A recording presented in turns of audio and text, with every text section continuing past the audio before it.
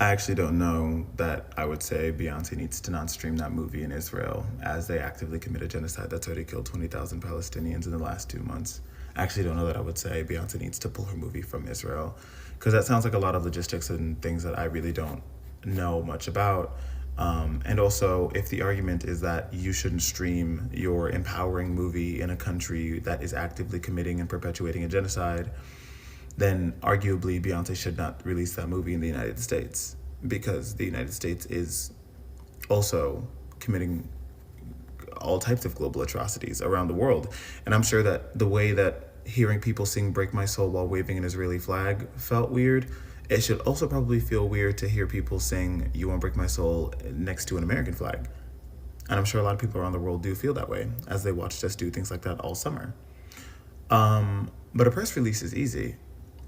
And a press release actually does a lot more than you would believe in an information war.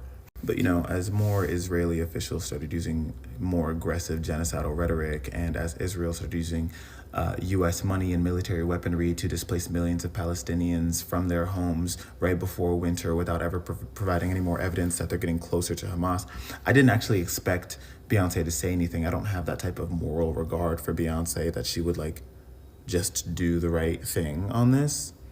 Sorry, but what I also didn't expect was that you all would come to bat for her so hard on something that is actually so easy for her to do. A press release is easy, and it's okay to say that she dropped the ball on this. I'm pretty sure one of Beyonce's newest PR marketing things is that she is not perfect. She's fallible and human like the rest of us. And being fallible and human like the rest of us means that you are allowed to say out loud that she is not doing her due diligence on this. That's okay. And you can still stream that song if it really means that much to you. But there's no reason to lie to yourself and say that her hands are tied. You guys just don't understand capitalism. I understand capitalism. And I understand that Beyonce is a billionaire, and that's why she is one of the most insulated people in this entire situation, if she hasn't already perpetuated herself, by investing in the companies that might actually be providing weaponry and resources for the government and the military that is doing this genocide. Yeah, I understand capitalism, and I understand that Beyonce is an institution at this point, and she's probably too big to fail. And so by her speaking up and saying openly that she stands against this violence and stands in line with all of the Black Power, Black Panther, imagery, content, back to the motherland and the continent and pro-blackness and da-da-da, that if she stands in that tradition like she has positioned herself to be and says that this is wrong, that she's actually giving the rest of us more protection by taking some of the heat off of us and putting it on herself while she is indestructible, because she's a fucking billionaire. She's always going to be okay. She is impenetrable from professional, educational, economic, violence, the way that all of us are susceptible. I definitely didn't expect y'all to be like, well, what about white people? How come white people get to be silent about the targeting of hospitals that is a crime under international law and the murder of premature babies by Israeli forces? Why do white people get to be silent about it? But I'm a Black person and I have to care. You're being weird. I want you to listen to what you're saying, to what you're accepting as the bar here. And also, just to entertain that point, I didn't tell Beyonce to dress up like a Black Panther and to use Black Power aesthetics and liberation speech and freedom language as part of her marketing position. Beyonce did that. Taylor Swift sings about glitter. That's always been Taylor Swift's lane. She does that little girly pop bubblegum thing very well. She keeps it cute and clean. Beyonce's talking about quitting our jobs and economics and this, that, and the third. She's talking about empowering a community. And if you want to sing about Black liberation, it should matter to you that a lot of the U.S. military police violence, a lot of the violence that U.S. armed forces and police units use against Black and brown people, they learned from Israel. So this is absolutely a part of Beyonce's platform if she really cares about pro-Black liberation. You know what I'm saying? There will be a Black person who dies at the hands of strategies and weaponry that was developed in Israel and exported to the United States. That's pro-Black. That's absolutely your business. That in Atlanta, Georgia, they're building a facility that people are calling Cop City, which is pretty much a Disneyland training facility for a military police force in Atlanta, Georgia. That's black business. And they're getting a lot of that training and facility and resource and research from Israel. I feel like if you're pro-black and you care about black people's business and minding black people's business, then suddenly the shit going down in Palestine right now quickly becomes black business. Unless you're just in it for the aesthetics and you don't really care. You just want to see black people have a Mount Rushmore. You just want to see a black president and you want to see a black billionaire, even though that billionaire built that shit off of enslaving South Asian people and Africans. But those Africans aren't black American. You know what I mean? You have to look at those Africans. Let's talk about Congo. Beyonce can't say shit about Congo. That's black business. There's a lot about this that is really upsetting, like the fact that many of the Palestinian journalists who have been reporting from inside Gaza have gone to social media to post their goodbye messages because after the 4-day pause, they realized that help was not coming. That is really frustrating and infuriating, and it should activate you, and it should activate Beyonce. And this whole thing is really stupid, and I don't think it's important to really talk about. But I just wanted to use Beyonce to maybe disseminate some other types of information that you hopefully got inside of this video. Free Palestine, free Congo. You already know what it is. Keep on marching. All right, keep going. I've been having this problem lately when it comes to like my transition and what that means to me, where I don't quite know when it stops. And I know I'm not the only one in feeling like that. I know that there are people out there who feel like, okay, if I start to transition, especially like assigned male at birth people, like if I start to transition, what's the goal? How far do I transition? When does it stop? You know what I mean? I've been talking to my friends about this, specifically like my genderqueer friends that I trust with this kind of information. And I got to a place where I feel like me sharing this is going to help a lot more people than just, trying to deal with it on my own. It's annoying because it's like, I know I can do whatever I put my mind to. It's just like, when you are raised like how I was raised, your parents teach you that your wants and desires are second to those of authority. It's hard to become the authority yourself. And now that I'm making money for myself, now that I have the access to like HRT and FFS if I wanted, HRT being hormone replacement therapy and FFS being facial feminization surgery. And now that I have access to those, it feels like everything is imploding in a way. Like some days it's really hard to look into the mirror and see my reflection, but then also other days it's like I've never been more in love with my body than I am right now. And mind you, it's taken me so long to get to that point. It's taken me so long to say, I like my body, I like where it's at, I like what I look like. And when I'm in drag and I'm performing like such high femininity and I get euphoria from that, obviously, because I'm still doing it, it's hard to come back down, And it's like, is my ideal version of myself the most feminine version of me? But I know in a day-to-day sense that I can't sustain what I look like and who I quote-unquote am in drag.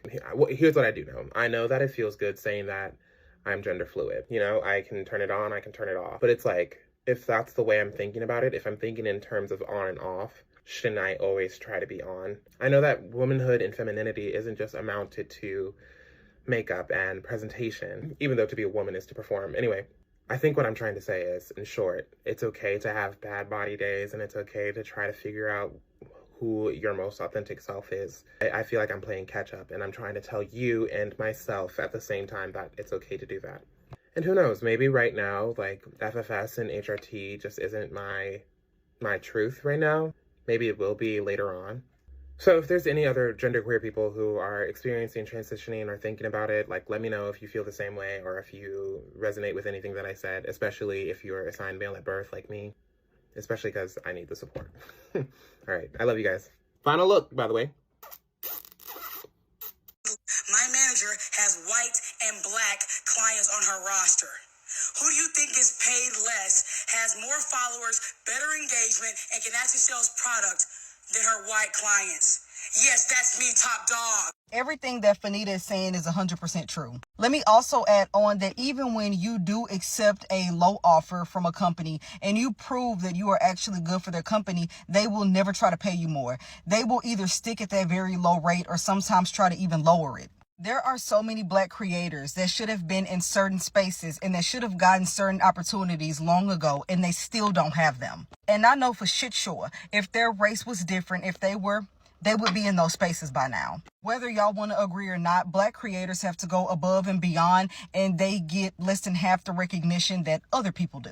When it comes to sayings and trends and music, so much has come from Black people, and people want to use that, but they really don't want to give Black people their props. And honestly, for me personally, it got to a point to where I stopped caring about if brands do or don't want to work with me. I just started doing other things to make money because it's kind of like, even if they want to work with me, they're not going to want to pay my rate. This was maybe like a couple of years ago, but the first company that did not debate with me about my rates and literally sent the money as soon as we agreed upon it was a small Black-owned, woman-owned business called Honey's Apparel. Meanwhile, there were bigger companies wanting to work with me, only wanting to pay a few $100s. Before I end this video, I'm going to say this. Please support the Black creators that you want to support the best way that you possibly can. Because what we have to do is we have to build things for ourselves. We don't get given things and we don't get handed things like other creators. We literally have to build it ourselves brick by brick. I'm not saying that y'all owe us anything. All I'm saying is that y'all support means so much, and that view, that engagement, that comment means more than what y'all think it does, you know? But on behalf of Black creators that love y'all so much, we appreciate y'all a lot. The He Gets Us multi-million-dollar Super Bowl commercials for Jesus were back for another run. One of the commercials they did was a foot washing commercial where people from conflicting social locations engage each other in the Christian ritual of washing feet. They had a white man washing an indigenous man's feet, white women washing the feet of refugees and teen mothers, a police officer washing a Black man's feet, and a priest washing an ostensibly gay Black man's feet. This is your reminder that the hundreds of millions of dollars financing this He Gets Us campaign are tied to a conservative nonprofit in Kansas. This is the same organization that invests tens of millions of dollars into organizations like the Alliance Defending Freedom. The Alliance Defending Freedom is listed by the Southern Poverty Law Center as an anti-LGBTQ hate group, and the ADF is also directly involved in the building of Project 2025. They're one of the very first names listed on the advisory board. Y'all, these are people that actively want to put LGBTQ plus folks in prisons for existing. Yet these are the people funding a Jesus Didn't Teach Hate campaign of inclusivity. And of course, another major funder is David Green, the conservative Christian CEO of Hobby Lobby. So I think you'll see us, our family, with a lot of other families coming on a program. And you're going to see it. You're going to see it, the Super Bowl. He gets us. So we're wanting to say, we being a lot of different people, that he gets us. He understands all of us. He loves who we hate. And so I think we have to let the public know and create a movement, really. This is the man who went to the Supreme Court to fight for the right to not give his employees contraceptive coverage. And they won that case in a 5-4 decision. So somehow or another today we're seen as the haters. And yet we have the greatest story in the world about Christ who died for us while we're yet sinners. So we're not the haters. We're the one that's got the best and the greatest love story in the world. This is the man who funded several Project 2025 organizations with his amassed wealth. Hundreds of millions of dollars are supposed to go into this campaign over the next few years, at this present moment in our lives with all that we face. And there is a direct correlation between the rapid decline in religious engagement, especially among young people, and a conservative inclusivity campaign that portrays Jesus as a refugee, as relatable to the common people. They realize that there's a problem in religious engagement and they're trying to fix it, because religion is used for social control. But it's like Brother Solomon said, if your religious organization has the money to buy Super Bowl ads when people can't afford rent or groceries, he might get us, but you don't get him. Feel free to share your thoughts in the comments. Love and liberation to you all, and as always, like and follow for more content. Bro, something I've been working on is not being so focused on the man in the mirror that I'll let the house around me burn down. Bro, a lot of times when people talk about like self-awareness, they really talking about an addiction to shame. When I talk to a self-aware person, they got a bucket list of things they could be better at, things they need to be better at, things they failing at. But you ever ask them about things they're great at, all of a sudden they don't got no awareness of the beauty they got inside them, the talent, or the gifts, bro. It's like watching a rose grow up that only pay attention to its thorns. And sometimes it's crazy. You almost got to argue with people about the greatness in them. You know what I'm saying? Because a lot of times we don't be shining that light on people. And that's why I'm obsessed with giving people their flowers, the real, the raw, the authentic, the gifted, bro. I got a homie Juan, probably one of the best eyes for design I ever seen in my life. And obviously, I'm not here to critique nobody. It's just the world we live in. You know what I'm saying? That's how, like, you know your name because somebody told it to you. And everybody around you repeated it to you every single day till it was burned in your head. And I feel like sometimes it's the same thing with showing love. Like, bro, I got to burn it into your brain how great you really are. If you never hearing it, why would you think that? if you never being validated for your talents and your skill sets, why would you think that? If the people closest to you aren't speaking life into you, why would you think that? And I think that's the frustrating thing sometimes about trying to grow a dream. It be the people closest to you not watering you or not speaking life into you. And I know that's probably extremely frustrating you. And I don't know, it just makes me sad to think about how many dreams weren't watered. You know what I'm saying? It just makes me sad to think about how many people really gave up on like a critical part of themselves and maybe committed to a different route, a route that everybody was telling them to go, instead of staying true to that piece of themselves inside. You know what I'm saying? And I think that's what I was saying earlier, right? Sometimes you so focused on the man in the mirror, you let the house around you burn. Like you trying to change and evolve and grow into this new person. And it's like, bro, I don't know. Sometimes I just feel like you got to honor your younger self, your old self, the flawed self. You know what I'm saying? Like, who was you before they told you what you should be? This is a stitch of a stitch of a stitch, but I want you to pay attention, please. Somebody who supports Palestine and you haven't been wearing masks indoors, either stop it. I'm going to be blunt, but I'm going to need you all to not tune out simply because it's uncomfortable. Once people from Gaza and Palestine evacuate the genocide, the greatest tool Israel has to continue that genocide is you. The greatest tool Israel will have to commit ethnic cleansing continuously outside of those borders is you. And I mean that quite literally. Unless you think that a country committing ethnic cleansing and genocide hopped to when it came to making sure that Palestinians had COVID vaccines. Everyone who's coming out of Gaza, whether physically or mentally, will have some sort of disability. For every one person killed in Gaza, there are at least 3 that are permanently disabled. And disabled people have lesser health outcomes. Not to mention that every single Palestinian that is in Rafah right now is in hugely dense populated settings. And diseases, and COVID especially, are killing them. And Hind Qudari, her own cousin, was killed by COVID in this exact scenario. Every single person that is stuck in Rafah right now, that is around thousands, if not millions of other people, will have diseases and illnesses running through their systems. And if they get the opportunity to evacuate, they will have extremely compromised immune systems and will likely experience discrimination, particularly in Western countries, not just racially, but because they're now disabled. But let's also talk about how this manifests domestically, because I know you all really don't think about that at all. You all know those companies you want everyone to boycott? Walmart, Aldi's, not just because of Palestine, but because of prison labor. You want to know 2 of the main companies where disabled people can get their groceries delivered using EBT? Guess what? It's the very companies you want people to boycott. And you all rely on this idea that there's always going to be helpers for disabled people. Well, have you gotten a disabled person's groceries lately? You want them to go in person to a store that doesn't deliver to get their groceries when you're not masking? So no, they're probably not going to boycott those companies. The families of disabled people in the United States. For instance, if you want people to boycott McDonald's, does it also mean boycotting Ronald McDonald houses? The places where families of disabled children and ill children stay when their kid is in the hospital? Are you going to offer them housing during those circumstances? And when everybody gets sick from attending marches, what are the dwindling numbers at marches going to signal? That Palestinians are losing support? The more marginalized you are, the more disabled you become. Stop helping the system. Stop helping the United States government. And stop helping Israel. Because at almost every fucking turn, ableism is movement work's Achilles heel. At every single turn, you all are undermining yourselves without even realizing it, because you do not talk about disability or interact with disabled people. Outside of Israel, outside of Gaza, you are the greatest tool to commit genocide. Your ignorance is the greatest tool for imperialism. It's why they bomb hospitals. Because people are already sick when they're there. Stop making people sick. Well, by now, I'm sure you've all seen that New York Times article calling a fade the Travis Kelce hairdo. Well, Travis Kelce finally responded. It's absolutely ridiculous.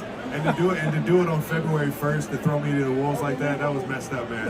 I got a good fade if you need it, though, but I didn't invent that. I just asked for it. So I think there's a really interesting and important lesson about cultural appropriation that we can take away from his response. So it's clear here that Travis Kelce himself knows that he did not invent the fade. And in other interviews, he said more explicitly that he got it from black barbers that he went to. When you have them pictures up, Trav, when did you start pointing to the black guys? Honestly, I didn't get the tight fade until I got to college. Crispy Chris, man.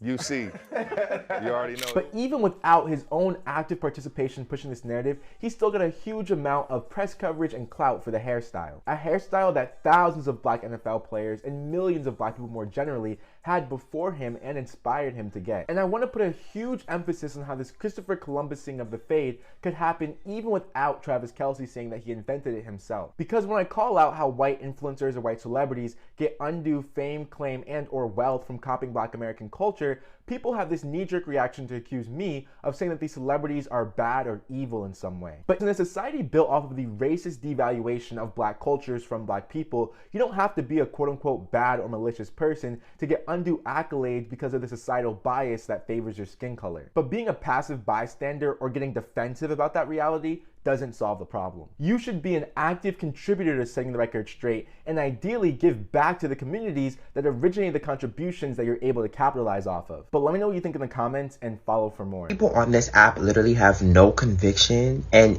it vexes my spirit. So Eric's talking about something that I've been ruminating about a lot. And so this is going to be a longer video. Please go back and watch his video and then come back to mine. But I have like so many thoughts that are connected by this one string, and I just want to explore them with you for a second. So a few months ago, I was talking about how I'm concerned about cishet men in skirts being a trend. And a lot of people read that as me being homophobic, but it really wasn't. It was me taking my communication skills and thinking about the ways in which we create social change to be trends. Basically, my thought process is this, is that certain trends, prior to them being trends, were indications that people were doing some internal deconstruction of white supremacy. And when something becomes a trend, you can no longer ensure that people are doing that work to deconstruct their own privilege and biases. And therefore, when people partake in a trend simply because it is a trend, it makes it more difficult to discern whether or not they are trustworthy to be around. The exact same thing happened with Black Lives Matter last year. People treated Black Lives Matter as a trend rather than an indication that they were deconstructing the racial biases in policing. Meaning that because it's a trend, you can no longer simply just trust people who say Black Lives Matter. Because more than likely, they're participating in a trend rather than actually doing the work.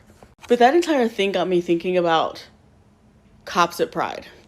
I know, like, bear with me for like 2 seconds. So I started to think about cops and pride and also the nature of whiteness, as well as capitalism. A lot of people of color have expressed that they don't really feel comfortable with cops at Pride. Because pride has been diluted by whiteness, we're seeing a lot of cops and corporations participate in Pride nowadays. And these are all organizations that otherwise have no place in something that started as a radical movement. And this got me thinking about the nature of communication, symbolism, and whiteness. By and large, white people do not seek liberation from their oppressors. They seek inclusion and recognition from them. Whereas most marginalized Black, Indigenous, and people of color want to be free of their oppressors. So the pinnacle of advocacy for white people is the systems of oppression reflecting their identities back onto them. Thus, by participating in a Black Lives Matter as a trend, they're doing that exact same behavior that they want from their oppressors to Black people. Listen, I'm just happy I could have a space where I could talk about the stuff that I like for real, you know, a community where we can all just be in the same interest. Oh, can I join this space? I actually like this stuff too.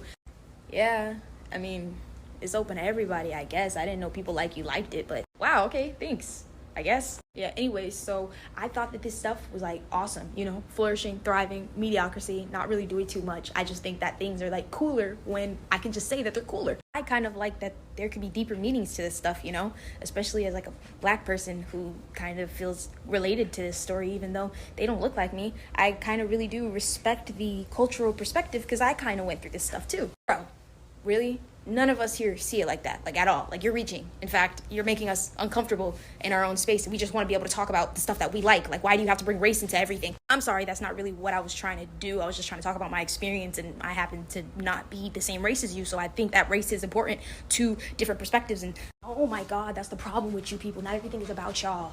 We don't care. My fault. I thought I could be comfortable expressing my input for the stuff that I like in the community that likes the same stuff as me, but I guess not. Anyways. Race swapping is so fucking yes, dude. Forced representation. Racism, oh my god. Yes. White character. Yo, not gonna lie, I've been in this community for a little minute, and I feel like you were spitting. I feel like we could be spitting together. Wait a second, you like this shit too? Bro, yes. I thought I was the only fucking one. Hey, y'all like shut up. We're having like serious conversations over here. We'll go talk about that shit over there. Yes, actually, I would. Let's go. I love being privileged. It's a little quiet. Yeah, I'm kind of bored. Where did they go? Went over there. I know, it sounds a little fun in there. Hey, guys. Whoa, you're not allowed in here. We made this space specifically for people like us. What? Are you kidding me? We never did this to you guys. We let you in. Well, we don't want to let you in. Are you kidding me? If the roles were reversed, let me in. That dude isn't even like you guys. Kevin? That guy's cool. Yeah, alright, so it's time for you to leave. Turn it back up! I know y'all saw that video of Drewski when he was at the Kai thing and they were, doing this whole dating game, whatever. I want y'all to understand something because it's basic. When you live in a world that supports transphobia, you will live in a world that supports the judgment of other women. But worst of all, it will be the judgment of darker skinned women. For many of you, are misconstruing transphobia with colorism. And we still live in a society that feels comfortable to describe darker skinned women as strong in the face, as masculine looking, as being unattractive because her features resemble the Afrocentric features that we mostly all have. But for some reason, when a chick is a little bit light skinned, it seems a little bit more pleasant to y'all. And it just don't hit the same when a dark skinned sister got it and do it. We have to be real with ourselves.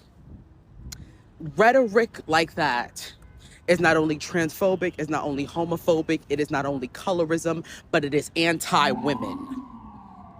And we were in full understanding and awareness that that was a born woman, a biological woman who navigates through the world as a woman. And because she did not fit the aesthetic mold that he found pleasurable, he decided to use her image and her blackness and her Afrocentricness to be the reason that she was not the one, that she was not it, that she was not attractive. And therefore, there needed to be an implication that she just could not at all be a woman. And when you love women for real, and this is my issue with a lot of you niggas, I gotta call it a bean today. When you love women for real, you stand in their beauty in all aspects. She may not be your type, she might not be for you, but you see no need to dismiss her womanhood because she does not align with the aesthetic in which you desire. You understand her femininity, you understand her gorgeousness, and you understand that she's a queen. She's just not the type of queen that's gonna sit on a throne next to you. It's a big difference. Y'all gotta stop the bullshit, and I'm being for real when I say that. It's 2024, you know the drill. We are making Black and brown indie authors famous. I brought you a Black author yesterday and asked you to sell out her store, and y'all rose to the occasion. So I thought, why not do it again today? This is Michael Tinsley, and I came across his book, May a Divine Awaken, over a year ago, and I have not stopped thinking about it. So let me tell you about it. This is May a Divine Awaken, and it follows a young soldier with vitiligo who has been ostracized from his community because he looks different than everyone else. But despite the way that his community has treated him, when a group of assassins attack his village, he sets off on a quest to save everyone. Marcus lives in a world that has been firmly and systematically divided by things like gender and class and power. And even as a soldier, he is just a pawn in a world that is protected by the divines, who are the elites of their world because they have inherited mystical powers for the purpose of protecting 8 sacred keys. Which means the big bad of this story is working to combine those keys and unleash something devastating. Luckily for Marcus, he comes across a disgraced queen who lets him know that his vitiligo is actually a mark of his incredible potential, and the story follows his journey in deciding if he wants to unleash his power so that he can save the world. And despite everything I just told you, I did not even begin to touch the complexity of this story. It has been over a year since I read this book, and I have not stopped recommending it, I have not stopped talking about it, and I have not stopped placing it on every single best of list. This book belongs on your bookshelf next to all of the greats. Here's where you come in. I want you to do exactly for Michael what we did for Valencia yesterday. I've posted a link down below so that you can buy a copy of the book and support Michael as the author, the independent bookstore selling it, and myself as a creator. I want you to use this link, buy a copy of the book, and then when it arrives, I want you to read it, and I want you to talk about it. Let's make Michael famous. Oh, but you tried it on real skin. Should be a crime. This is what we get when we ask to be included in the beauty industry. That's not what I'm saying. My issue is if a product doesn't work for you, do not accept it. Is she the darkest woman in America? Because I don't see her in the Guinness Book of World Records. But see, if I say it like that, that sounds a little racist. Actually, it does make you sound a little bit racist. And as a black woman, the fact that you don't see the ignorance behind this company dropping the shade of literally black makes you just as ignorant as them. She never said she was the blackest person in America. All she said was, instead of this company drop shades of different browns, they literally threw it in our face and dropped the color literal black.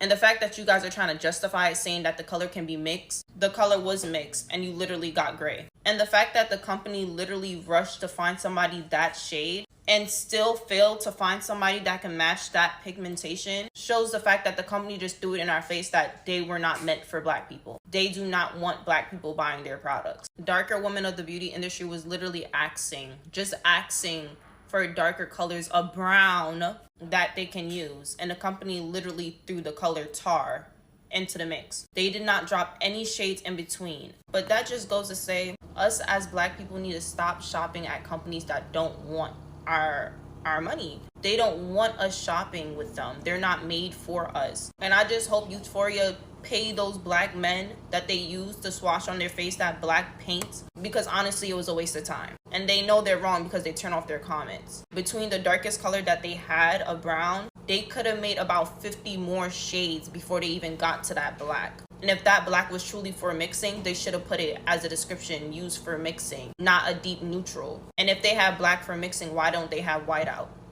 Why don't they have just white? So Euphoria definitely pulled a racist stunt and made it clear that their targeted customers are not black people. Okay, I promise you that these are happy tears, but I'm in a beauty campaign.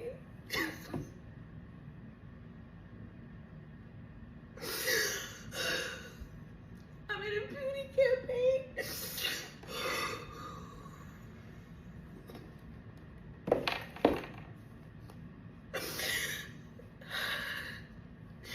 Thank you so much to Patrick, to One Size, and congratulations on this incredible product launch. Thank you for seeing me and my beauty. Y'all don't know, I have put up with so much for so long online, and there have been so many times where I just didn't want to do it anymore. Where I just thought that I couldn't do it anymore, and I didn't want to do it. But I am so proud of myself.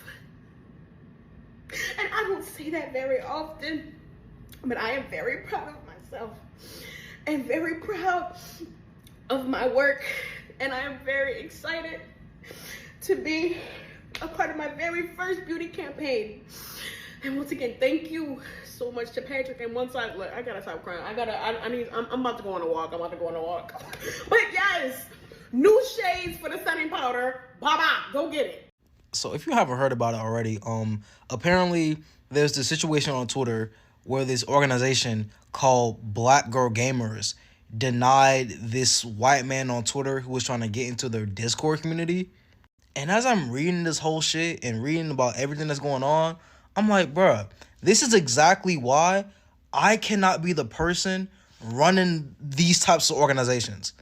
Because, my nigga, if I make an organization called Black Girl Gamers and a white man tries to join my organization called Black Girl Gamers, I am making the most offensive video known to man, actually.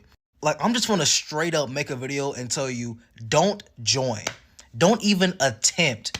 You can try and make bots and do automation and shit, but we already got a system in place for that. I don't want anyone else but Black Girl Gamers. Like, what the fuck? And that's the thing, like, I wouldn't care about no political correctness shit, no following company guidelines shit. I would literally, I'm telling you, I'm not joking. If, like, this is so fucking funny. If I made an organization called Black Girl Gamers and a white man on Twitter tried to do this bullshit, I would have a field day with this shit. I would have oh my God, bruh. I'm imagining myself in this scenario, in this moment, the tweets I would make, the videos I would make. I would, oh my God, literally a golden opportunity. Golden. Damn, I'm thinking about starting my own organization just to have some white man try that shit with me on Twitter, just so I can oh my God, one day we're gonna get it.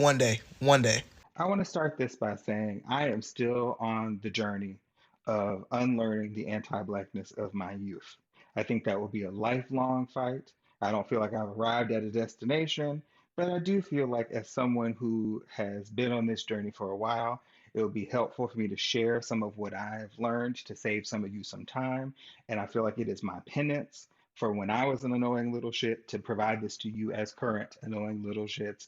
And let's not waste any more time. You are not afraid of Black people from the hood. That's not what you're afraid of. What you are afraid of is being treated and thought about the way you treat and think about Black people from the hood. You're afraid of yourself. The call is coming from inside the house. You have fully internalized a white supremacist narrative about human value, and the power to discard frightens you because it reminds you that you can also be discarded. You're afraid that all of the hard work and things that brought you to where you are is not enough to actually distinguish you from the hood rats you're afraid of. Your whole sense of self and your dreams or aspirations are quite literally propped up on the hood. The problem is you don't know who you are without the hood, which is why you've taken your identity crisis and made it their problem.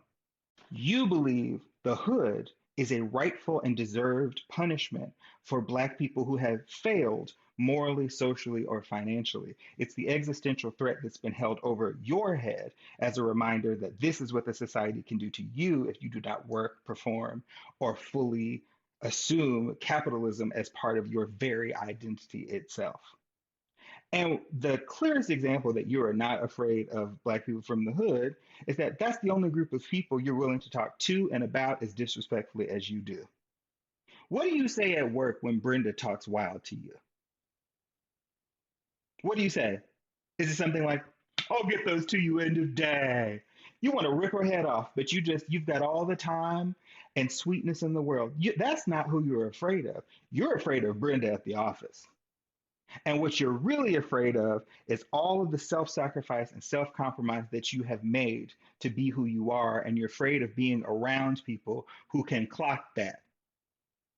So I just feel like it's my responsibility as somebody who's annoying little shit to just maybe help with some of this. I would encourage you to keep reading, and not just so you can tell other people that you read and you have an education, but so that you can have context for your childhood traumas and you stop extrapolating your elementary school experiences to your big grown life today. Okay? I'm trying to do my part, and also I'm sorry. I'm sorry to everybody. I'm sorry. I see now what I looked like, and I'm so sorry. Inside this box is the family community pizza. What is that, you might ask? It's the pizza that my family... That's so crazy that your brand is community, and then you decided to abandon the community of Palestinians who are asking you to boycott Pizza Hut. This is why we say that Black capitalism will not save anyone, because its priorities will always be financial over human lives. You cross a picket line, which means that I think that everybody should unfollow, divest, and retract support from your page. Because at the end of the day, it's about the principle. The principle that if you decide that it's more important for you to get your little brand deal sponsorship than to support a boycott that has been around for over a decade and has been fighting against an occupation who's committed to a genocide of the Palestinian people, unaliving more than 40,000 Palestinian people, including more than 15,000 Palestinian children, you're not someone who's worth following. It's so easy to follow a boycott. It simply means don't buy, don't work with, and don't accept money from. But you decided to do all three, which means that you are not someone who is worth following and supporting. But this is not about cancellation, so put down your pitchforks and don't do that bullshit in my comment. Or we're gonna sit here and pretend like I'm trying to tear down a Black man who's done something for the Black community. Even though at the end of the day, supporting Black-owned businesses is not going to help oppressed marginalize Black people. Because we know that the Palestinian genocide is connected to the Congolese genocide and the Sudanese genocide, genocides that are affecting Black people in Africa. And we also know that all of these genocides being perpetuated by the occupation in America and the West are all going to use the same strategies, the same weapons, and the same mindsets when it comes to hurting African Americans and Black people in America. The Black and brown struggle is connected. When a community is asking for you to stand up for human rights and human lives, for you to cross the picket line, that is the ultimate disrespect, because the bare fucking minimum was simply to say no. No to purchasing from them, no to working with them. You deciding to do that has consequences. Not consequences for your material gain, for your finances, for your social media account, or for your millionaire status, because frankly, none of that will probably be affected. Consequences for how people look at you and how people see you. You don't get to pretend that you're a good person when you're sitting here supporting a genocide by giving them coin and clout. And don't get me wrong, I don't think you're a horrible person. I think you have an opportunity to do the right thing. But I think at the end of the day, we all have decisions to make in this life, and if you choose to make a decision that hurts people, what does that say about you? Which is why I demand that people retract support from your page until you apologize for breaking the boycott and you return any and all money that you made not only from that video, but from the sponsorship towards Palestinian people, giving it towards Palestinian people trying to evacuate Palestine or organizations that are supporting and helping Palestinians. Restorative justice is about giving people an opportunity to do good. And I think objectively, the good thing to do would be to give back money that isn't yours because it shouldn't have existed in the first place. It shouldn't have been made in the first place because it came from genocidal companies who have the blood of children on their fucking hands. I'm actually scared. Like, I don't think people understand with this Palestine stuff. Like, us sitting back and watching in comfortability is like, we're gonna have to answer to somebody for that. And if it's not literally in this life, it's gonna be the next one. Like, if you guys think that them doing this is gonna stop there, it's gonna come to our door eventually because we're showing them we don't care. As long as we have our little iPhones and our little TikToks and our little Stanley Cups, we will let people die in mass numbers that they can create genocide anywhere as long as it's not affecting us. And eventually it will, because we as the American people are showing that we're the biggest pussies ever. We don't ever stand up. I'm not sure if they did come to us if that would make people stop. Like, guys, they don't care about us. And we're showing them that they don't have to. Like, we have the answer. It's numbers. I'm gonna throw up. It's numbers. Like, we should all be terrified because we're showing them that we do not care about ourselves. We don't care about humanity. We don't care about others. This was always the end game, to see how much they could literally rot our brains and get us comfortable so that we're too exhausted to fight oppression. Guys, we stood up for Black Lives Matter. The whole world was protesting. I saw people in the UK. I saw protests in Ireland. Why is the world watching this happen? Like, how many reposts? How many keep scrolling because I can't watch it are we going to do? Like, there's no other option for us other than protesting. Like, we have to get organized. We have to start saying stuff in numbers because our comfortability with this is sickening and it's going to come back to us. It is going to come back to us. They just passed a huge package to continue to do what they're doing. We're going to watch a whole erasure of people, and that is on us because we sat back and we reposted and we scrolled and we donated $20. And, we all said we were not going to file taxes, but how many of y'all are waiting on your refunds right now? The performance activism is doing nothing but killing these people. Like, we need to do something. We need to start having protests every fucking weekend. I don't want to hear the protests aren't going to work. Numbers matter, okay? Black Lives Matter. It worked. I mean, y'all put it down as quick as you picked it up after that first year. But now cops have to wear bodysuits and people are losing their jobs and getting suspended. We still have racism, sure. But we finally got white people to stop saying the N-word in mass fucking numbers after screaming at y'all for years to do it. It made a little bit of a fucking difference here. There are children dying. Have no food, no water. Like, what are we? I don't understand. And like the biggest influencers right now that are staying silent and then arguing, have the audacity to argue that they shouldn't have to speak up about political things. Y'all have a fucking millions on your platforms. I would kill for that platform right now so a million people could see the video I'm making right now. Y'all could be making a difference. Our millionaires and billionaires that you're worshiping, what are they doing? Beyonce, what is she doing? Y'all care about her new fucking song so bad. The Super Bowl so fucking bad. The fact that we even spent $13,000 to go to Super Bowls and buy tickets is shameful. We should have protested and boycotted the Super Bowl. Nobody should have been going to the Super Bowl. That would have made a difference. Nobody bought tickets to the Super Bowl and nobody streamed it and watched the Super Bowl. All those companies would have lost so many on ads. Imagine. We could be making a mass difference. Even if you don't want to go out and protest, we could have boycotted the Super Bowl. That would have been huge. I'm like sick to my stomach because we're not doing anything anymore. Watermelon filters are not cutting it, guys. We have the answer. You see it in every fucking Disney movie. The Lorax, everything. Rise up. There's fucking power in numbers. One person says fuck this and then everybody says fuck this. And then guess what? The person is always like, oh my god, wait. Fucking Lion King when they all turned against fucking Scar. Fucking the Lorax when they all turned against the O'Hare guy. Fucking Bugs Life movie. Wake the fuck up. We are the ones doing this. There's nobody coming to save them. There's nobody coming to save us. Because again, this is gonna come back to us. We look like cowards, and we look like, literally like they can do whatever they want to us, and they will, and they fucking will. Haiti is one of the richest countries by resources, but the Western world doesn't want you to know that. Everything you've ever learned about Haiti has been a complete lie, especially if you learned it in the United States, because I feel like it's the United States' mission to make Haitians look as bad as possible. The Western world wants Haiti's resources, while simultaneously telling us that Haiti is one of the poorest countries in the entire world and that they have nothing. Haiti was the first Black republic and the first country in Latin America to gain their independence. They also helped a multitude of countries in Latin America and also in Louisiana help with their freedom. Haitians had to pay a tremendous price for gaining their independence and also fighting for other people. It's like the Western world's mission is to destroy Haiti and deplete it of all of its resources. The Western world wants Haiti to suffer because how dare you gain your freedom? How dare you fight back and win? So we've been suffering for centuries, ever since that we got our independence. The United States has the 4th largest embassy in Haiti, while they have UN workers mining for gold.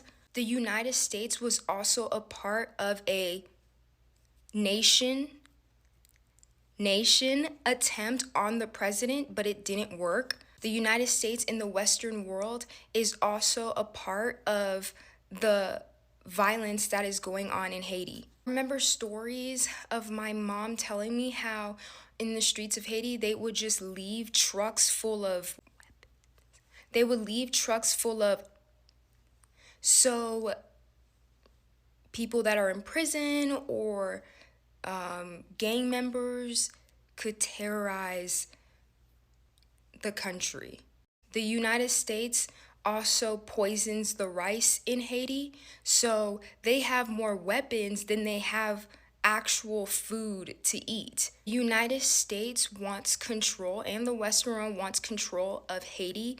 They want their iridium, they want their gold, they want their copper, and they want the oil that's also in the land.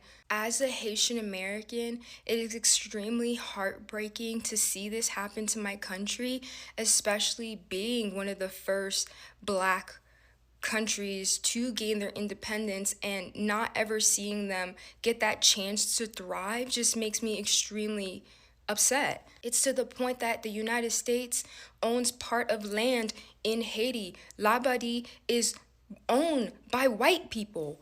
I hate to see this happen to my country, and it makes me extremely sad, and it makes me extremely frustrated. California police shot and killed a 15-year-old child with autism named Ryan Gaynor. Ryan was having an episode and he was holding a garden tool, so his family got afraid and they called the police to calm him down or to take him away to defuse the situation. But instead, the California police arrived and they shot that 15-year-old boy to death in front of his entire family. They shot him 3 times because they said he was approaching them with this tool in his hand, but they're now refusing to release the entire body cam footage. You probably don't know this or haven't had the opportunity to stop and think about this, but Black people who are neurodivergent and have disabilities are at an even greater risk of violence from the police. It is, however, something I and my family have given a lot of thought to because both of my twin brothers have autism. I came to America in 2008 and eventually all of my sisters came too, but my brothers are still in Bahamas because we were just too afraid of what would happen to them in America if they ever had an episode or had any reason to be in contact with the police. There have been so many cases over the years to really exacerbate that fear, but I think the one that really struck fear in our heart was back in 2016. It was in Florida. There was an autistic black man who had wandered off from the facility that was caring for him, and he was sitting in the middle of the street with a toy truck. And the Florida police surrounded him. And so his black therapist came outside with his hands up, went to the middle of the street with his hands in the air and said he is not armed. He has a toy truck. He's not going to shoot or harm anybody. And the police shot the therapist. And all that happened to the officer was that he was placed on administrative leave. These incidents illustrate why police should not be who responds to mental health crises, and why police should not be the only resource people feel like they can call when their family or their loved ones are having mental health crises. It's also why we in general just need to think more about people with disabilities and expanding disability rights to avoid incidents like this. Queer history is Black history and Black history is American history, so let me introduce y'all to some of our elders and ancestors. Ancestors like Frances Thompson, a formerly enslaved Black trans woman who is believed to be the first trans person to testify before Congress. Frances was an anti-rape activist who was a survivor of the Memphis Massacre when she was gang assaulted by a mob of white men. And she played a central role in getting the government to enact legislation that protected the civil rights of newly emancipated Black people. Unfortunately, Frances passed away in 1876, a few months after she got out of prison. She was arrested for cross-dressing and forced into a male prison where she was also abused. Moving on to the icon, Storm DeLavier. Storm was a gay rights activist and a drag performer who is believed to have thrown the punch that ignited the Stonewall Uprising. She was a groundbreaking performer who was a part of the first racially integrated drag group, and she embraced androgyny off the stage too, which was a rarity at that time. And with all due respect, she was fine. Storm was affectionately known as the Rosa Parks of the gay community, and she continued her advocacy until she passed away at the age of 93 in 2014. And lastly, we have the grandfather of Vogue, Willie Ninja. Vogue was a dance form that was already in existence, but Willie brought it to a level of skill and visibility that earned him the nickname.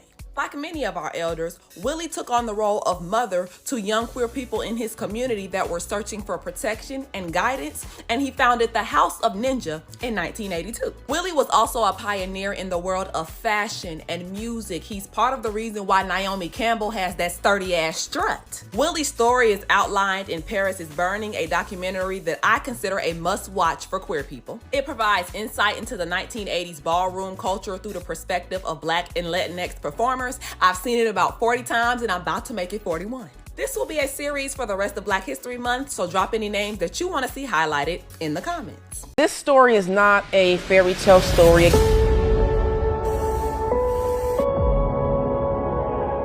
My name is Shirley Raines. I'm Beauty to the Streets, and we take care of the homeless community of Skid Row, Las Vegas, and San Diego. Black history for me is an everyday thing. A lot of things are built on the back of Black people. So Black history is not a day for me. It's a second for me. It's a lifestyle for me. I live it every single day. Back in 1990, I was homeless at the time. I sent my firstborn son to play with my grandmother because she had a big backyard. And there was an accidental death that happened there, and unfortunately it was with my son. So it really pivoted my life. And I don't know what happened in my 40s. Maybe the universe felt I was ready for the job, but it presented this opportunity to go feed the homeless one day. And I went to the back streets of Los Angeles. And the minute I set foot in that environment, I knew I was at home. I was like, damn, the world has told me it's not okay to be the way I am and nobody's like you. But then I go and find a sea of us that are lost and out here and nobody's caring for them. That's why I would never judge them. I will always understand them because I was them. I am them. Completely misunderstood. I stand here Beauty to the Streets. I'm still a misunderstood individual, just like that community is misunderstood. The patience I try to show the community is the patience I should have had on my child. And sometimes you just can't go back. And it's so painful. So you try to stay forward as much as you can. And that's what I do.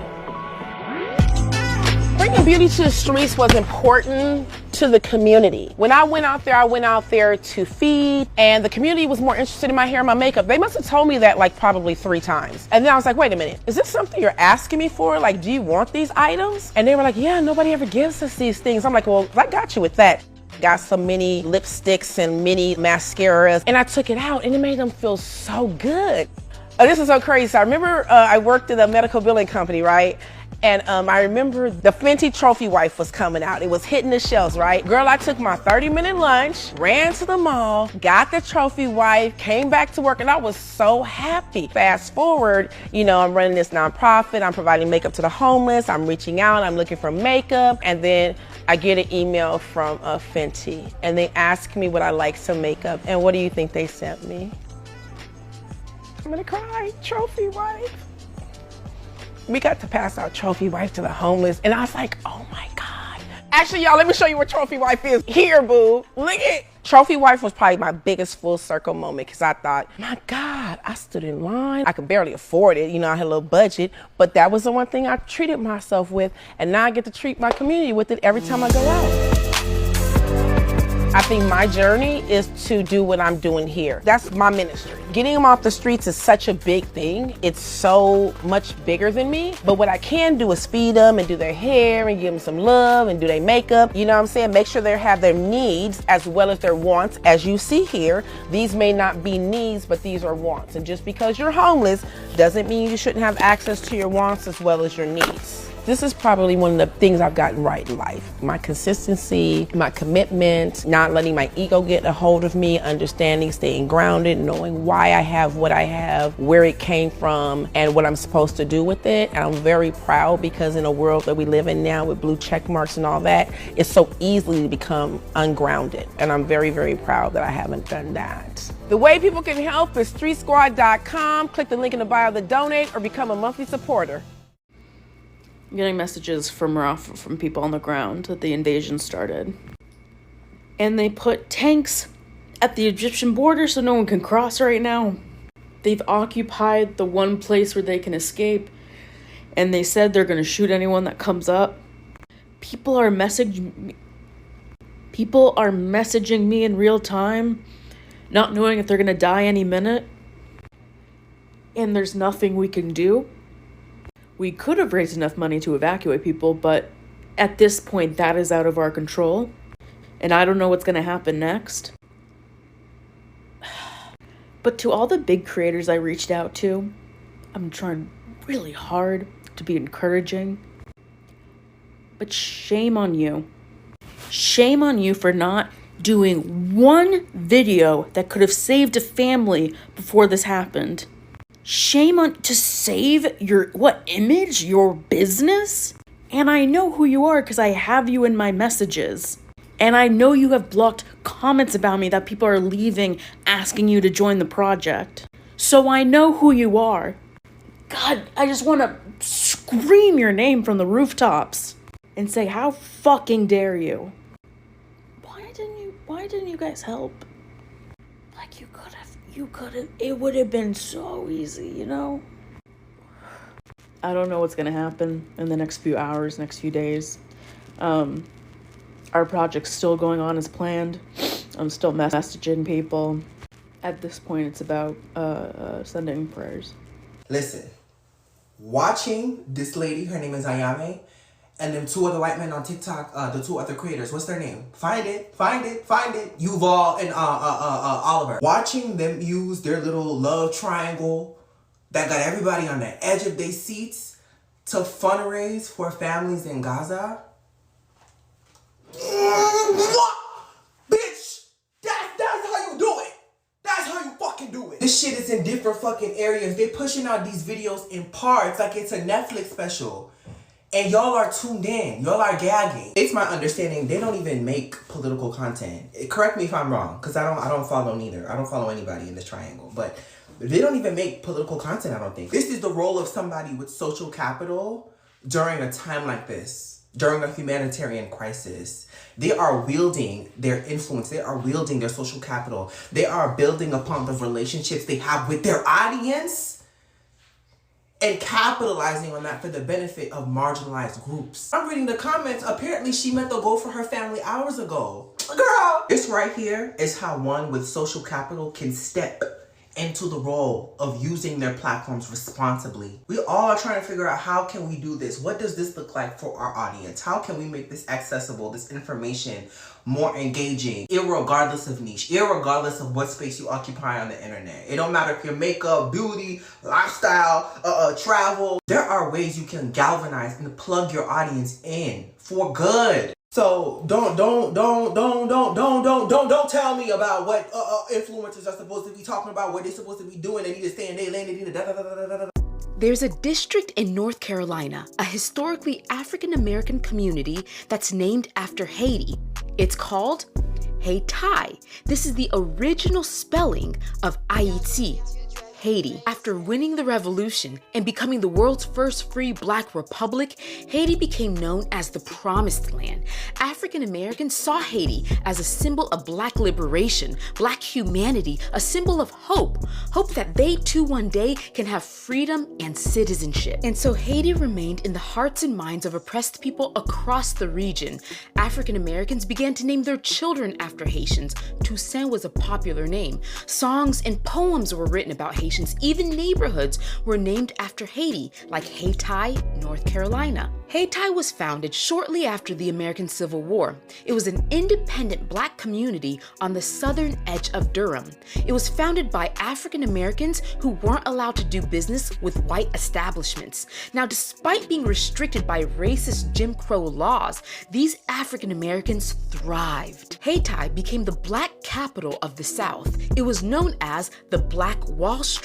W.E.B. Du Bois referred to Hayti as the Negro business mecca of the South. African Americans migrated to the area in order to work in tobacco factories and other related jobs. But by the early 20th century, Hayti had over 200 African American owned businesses. Banks, restaurants, hotels, theaters, schools, hospitals, you name it, Hayti had it. This was a self-sufficient area. Unfortunately, this thriving community was destroyed when the city of Durham decided to implement urban renewal projects, which benefited mainly white families. Residents and businesses of Hayti were displaced and they lost much of what they had. As you can see, they built a highway straight through the northeast end of Hayti. Hayti took a hit, but it's not forgotten. Today, the Hayti Heritage Center is fighting to bring to life the stories of this historic city while amplifying the voices of the current Hayti residents.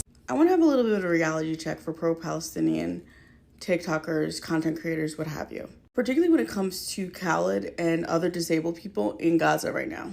And before I start, I don't want anybody to mishear me, so let me just say this. Continue to advocate. Continue to make sure you're doing what you can to get Khaled out of there, as well as many other disabled people that were disabled prior to this genocide starting and were disabled by this genocide. But I need you to hear me when I say this. I've seen updates about Khaled talking about how they're still not letting him out, they're still not letting him out. And the comments of those updates are like, well, why wouldn't they? Like, they're just greedy, they're just blah, blah, blah. Like, there's so many reasons, except for the one reason that you should be thinking about, which is that nobody wants disabled people. Nobody wants disabled people in their country. Nobody wants disabled people to immigrate to their country. Not to mention that infrastructure varies from country to country. There's a reason why you rarely, if ever, hear of disabled people, particularly physically disabled people, crossing a border and gaining asylum or immigrating to a country. Disabled people have been saying this since COVID began, during the Trump years, all of that. Most countries have policies and ordinances barring disabled people from moving there. And as much as asylum systems and all of our systems and policies and globally aren't supposed to say the quiet part out loud, they very much so do in practice. And this very much so has been and will be the case for every climate disaster, school shooting, bombing. When it comes to evacuating disabled people and getting disabled people to safety, we are usually last. And this is why disabled people say that the systems you ignore now, you're going to want and or need later. Khaled needs them now, right now. But they may or may not exist. That may be the problem. Has anybody reached out to any Egyptian disability rights activists? any disabled people in the region? What do we know of the systems that exist where Khaled needs to be? But all of this is just to say, you needed disability justice yesterday. We all need disability justice yesterday. And for as many times as disabled people are met with, well, what does it have to do with disability? Not everything's about you. When we ask questions about what happens to disabled people, these are the moments we're talking about. These are them.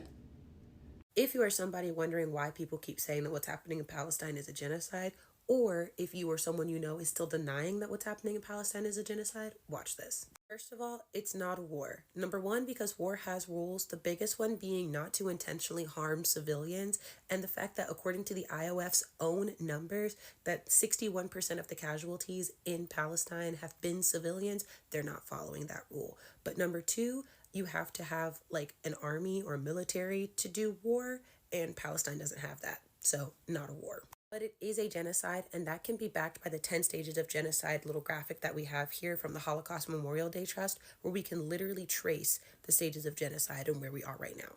Number one, classification, making an us versus them system. For years, it's been Israel versus Palestine. Recently, it's been Jewish people versus Hamas. Next, we have symbolism, which is like a visual marking for the us versus them. Besides the fact that Israel started numbering Palestinian workers that were in Israel to work, there are also like general cultural differences that make this one not quite as prevalent. Number three is discrimination that has been taking place literally since Israel was created, but a few examples include the fact that Palestinians can be arrested for collecting rainwater, or the entire community in Hebron, which essentially lived under a really big net to prevent Israelis from throwing trash on their heads. Number four, dehumanization. We see this everywhere, calling them monsters, animals, terrorists, children of the dark, or even just saying that like children are minors or young adults. Number five is organizing. That is literally the existence of the IOF, period. Stage 6 is polarization. That would be all the propaganda we heard over the last few months. Think 40 beheaded babies despite not having proof of 40 beheaded babies, or those graphics of like bloody children's shoes even though there are never any people in the picture. Now stage 7 is preparation, and this can have a couple of different looks to it, but in times of war, if you zoom in and pause to read the little bubble, it will say that claiming this as self-defense falls under the category of preparation. And we constantly hear, oh, but Israel has a right to defend itself. Bingo.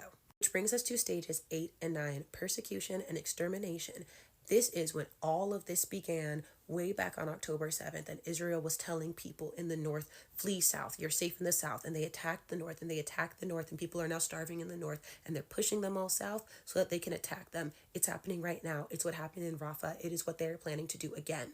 That is where we are right now. Stage 10 is denial.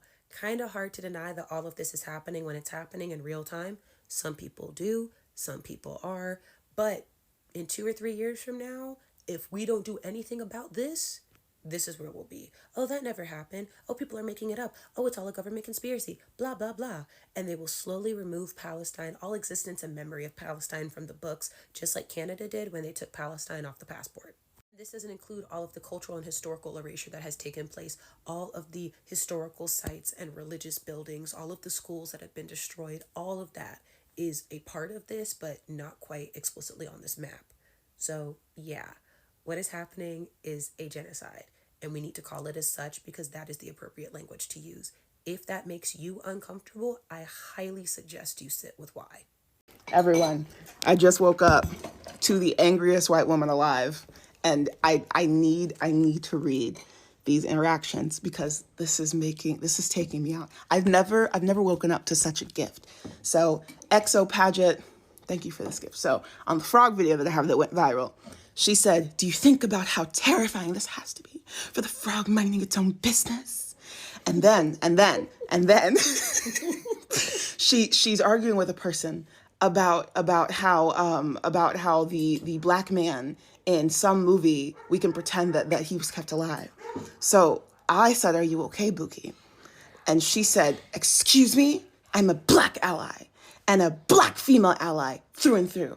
I live that way every day of my life, considering the feelings of marginalized people around me.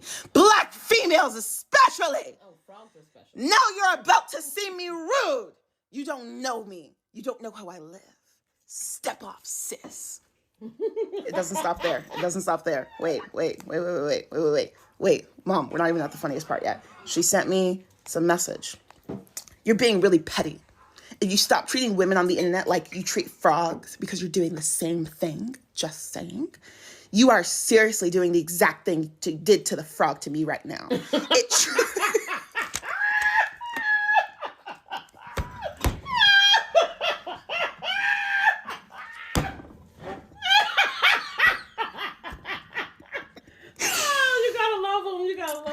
truly says a lot about your character.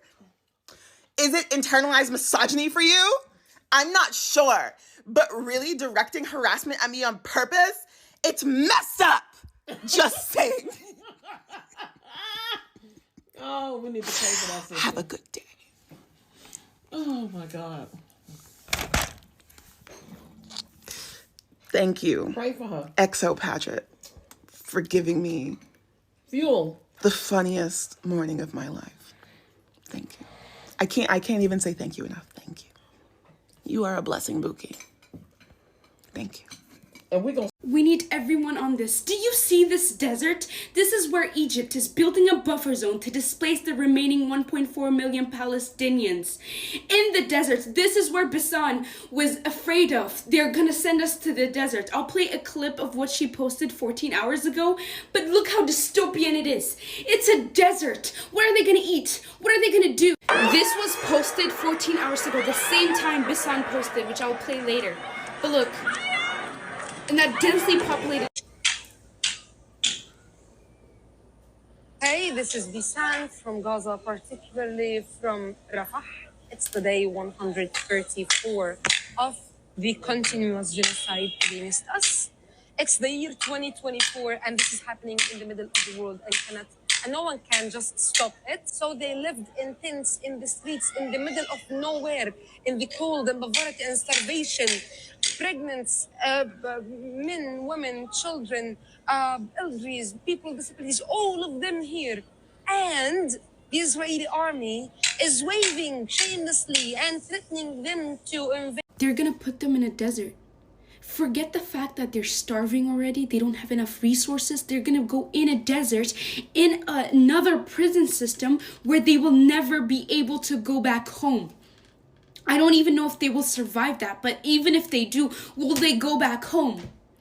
They're going to even starve more on top of their They're gonna go in a desert. Pictures show Egypt constructing a buffer zone to contain Palestinians who could be forced over the border. 1.3 million refugees are seeking shelter in Rafah, the southernmost town in the Gaza Strip. The UN and International Criminal Court have warned that the invasion of Rafah could be a war crime. Israel has repeatedly denied allegations that it plans to force all or any of the population of Gaza into the Sinai Desert. And the Egyptian president had publicly rejected the... Do you see how dystopian this shit looks? All eyes on Rafah. Here's your regularly scheduled reminder that people of color do not owe you free labor. Additionally, it is not our job nor obligation to fix the movements that y'all create when you're incapable of taking any type of criticism or feedback. Within the last week, the celeb block list went from a great idea with some success into chaos because there are at least 4 different reasons why people are blocking folk, and they're kind of butting heads with each other. The lists are long, unresearched, and it's making a lot of confusion and is generally disorganized. Anyone can see that. I've said it, and some of my mutuals of color have said it. As we've also pointed out, a lot of these lists focus on people of color and women and femmes. But the consistent response has been, okay, then why don't you fix it? Because that's not our job. As activists, advocates, and generally people with hearts who want these movements to succeed, part of that success means giving and accepting feedback. But as y'all have the same access to information that we have, it is also not our responsibility to do that labor for you, especially for movements that we don't feel super passionate about. I think this is a great idea, but is it my top 10 list of things to do in a day? No. I know I'm better at the more educational side of things, so that's where I put my energies. For example, today is Nakba Day. Joe Biden just approved another $1 billion in weapons for Israel, and Israel also just bombed another refugee camp. Another one. For me, that's my focus because that's where the plot lives. I don't want to make a list of people to block, but y'all do and y'all should. But it needs to be well-researched with a point. Or Crutches and Spice offered a great idea of like a green light system in order to create some type of organization. Implement that into your list as you're researching. Or don't, but if you don't, pack it up because it's making a mess. And no, as a person of color, I'm not coming to fix that mess for you. You want to make this change happen? I'm all for it. You go do it. Otherwise, it's becoming a huge distraction from the other multiple crises taking place right now. So get it together or pack it up, and I'm not doing it for you. I'm not upset with people for commenting on Met Gala outfits. I'm not even upset with the people who went to the Met Gala. I could care less what millionaires and billionaires do. I can't afford to. The thing that makes my stomach turn is seeing videos and pictures from the Met Gala and videos of pictures of Rafah being bombed and finding out that aid was cut off from Gaza last night and seeing a clear divide in who was sharing what. And the thing that makes me the most uncomfortable is that people are still using the excuse of not knowing enough or not having the bandwidth to share, or, oh, I don't keep up with current events. But you do keep up with current events. You just don't keep up with current events that don't matter to you. And I'm not asking people to abandon their interests. I think our interests are what keep us human. I'm asking you, and I'm imploring you, I'm begging you to reassess what you care about. You might sit up there and be like, oh, well, it doesn't actually affect me, so it's, hard to care about it, but it does affect you. The reason why you can't get free healthcare, the reason why you can't get your student loan debt forgiven, the reason why you can't get dental care, you can't get a tooth pulled or a root canal, the reason why it feels like no matter how much money you make, it's not enough, is because they're taking your money straight out of your wallet, straight out of your check, and stuffing it inside of bombs and dropping it on kids. That's the genuine truth. It does affect you. You can sit up there and say, well, I belong to an oppressed identity myself, and I have enough to worry about. And that's very true. And I'm really praying for liberation for all of us. But I want y'all to understand that oppression somewhere impacts oppression everywhere. The same systems that can justify obliterating and leveling entire towns, and obliterating and leveling entire cities, killing innocent people, making it seem like that is a part of what needs to happen in order to maintain some type of false idea of peace, when it's really just under the guise of imperialism and ownership of land. The same systems that are the reason why people in Gaza are fighting for their lives are the same systems that oppress you. They're the same exact one. In fact, in most instances, they're the same exact people. I just don't understand, what people's reasoning for having all of the energy in the world to get on the internet and talk about one thing, but then you don't have the bandwidth and the space to talk about another thing. And one of those things is people's literal lives, a genocide. That's what I'm disappointed by. The world is always on fire, yes, but has the world ever even been on fire for you like that?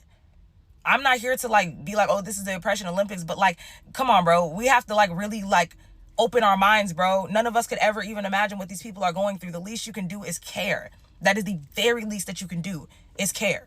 How much money does your church make a year? This is important. How much money does your church make a year? I don't. This is funny because I saw a tweet this morning that said, imagine you have $87 to your name and you are a member of a mega church, and you walk into that church on Easter and they have camels in the sanctuary.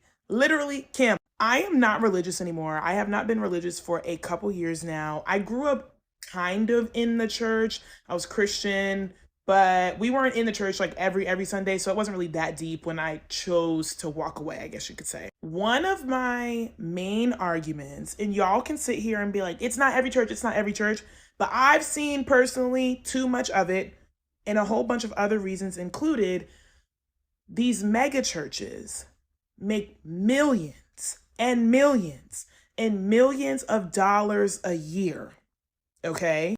But the community in which that they are occupying is seeing nothing. Or the community may be seeing something, but they're not seeing in comparison to the money that's actually being brought in. It is nothing more to me than being a part of a congregation and my pastor is riding around in a Rolls Royce and taking private jets, and I can't make rent. And I can't buy groceries. And the girl next to me is struggling to go to college. And all these issues.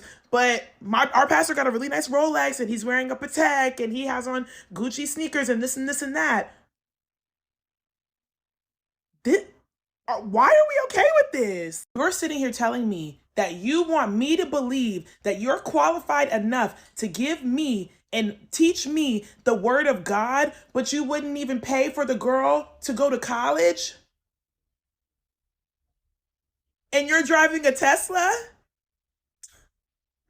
And your church not only gets a massive tax break, brings in 8 figures a year.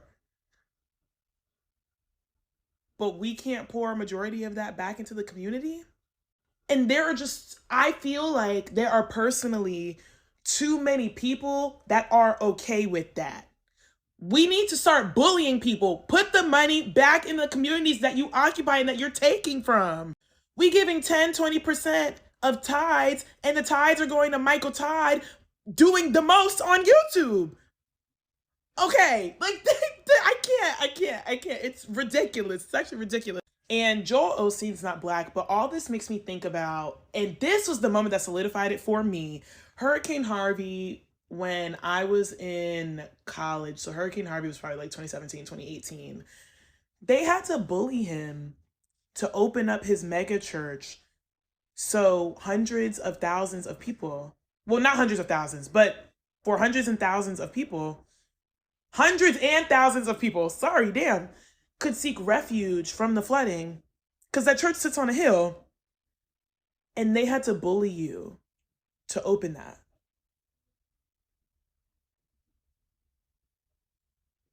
And you still want me to believe that you're sanctified enough to teach me about the word of God?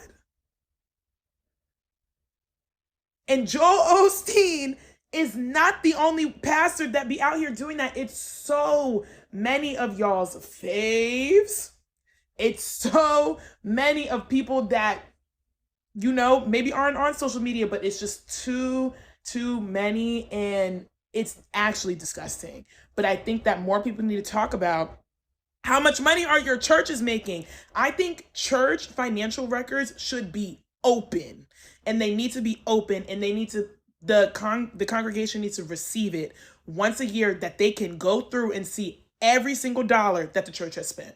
So it appears that the Ku Klux Americans have added a new code word to the dog whistle glossary. Someone on Twitter made a list. A few of them are woke, affirmative action, critical race theory, Chicago, urban, thug, you people. And the latest one is DEI. In 2023, the Colonizer Collective drafted at least 65 laws targeting diversity, equity, and inclusion programs. And the argument is that Americans should get jobs and education based on merit rather than race or any other marginalized identity. Which is ironic, because if not for this country's long-standing reputation of systemic discrimination, there would not be such an emphasis on diversity, equity, or inclusion. And if there are any doubts that the gripes about DEI are rooted in racism, that term is now being weaponized against any black person that the lynching lizards want to invalidate. Last year, former president of Harvard, Claudine Gay, resigned from her position after being attacked by an anti-DEI activist who used exaggerated claims of plagiarism to push her out. Earlier this year, commentator and racist Charlie Kirk made headlines for saying that if he saw a black pilot on an airplane, he would immediately question their qualifications. As you all know, recently the Key Bridge in Baltimore collapsed, killing 6 people,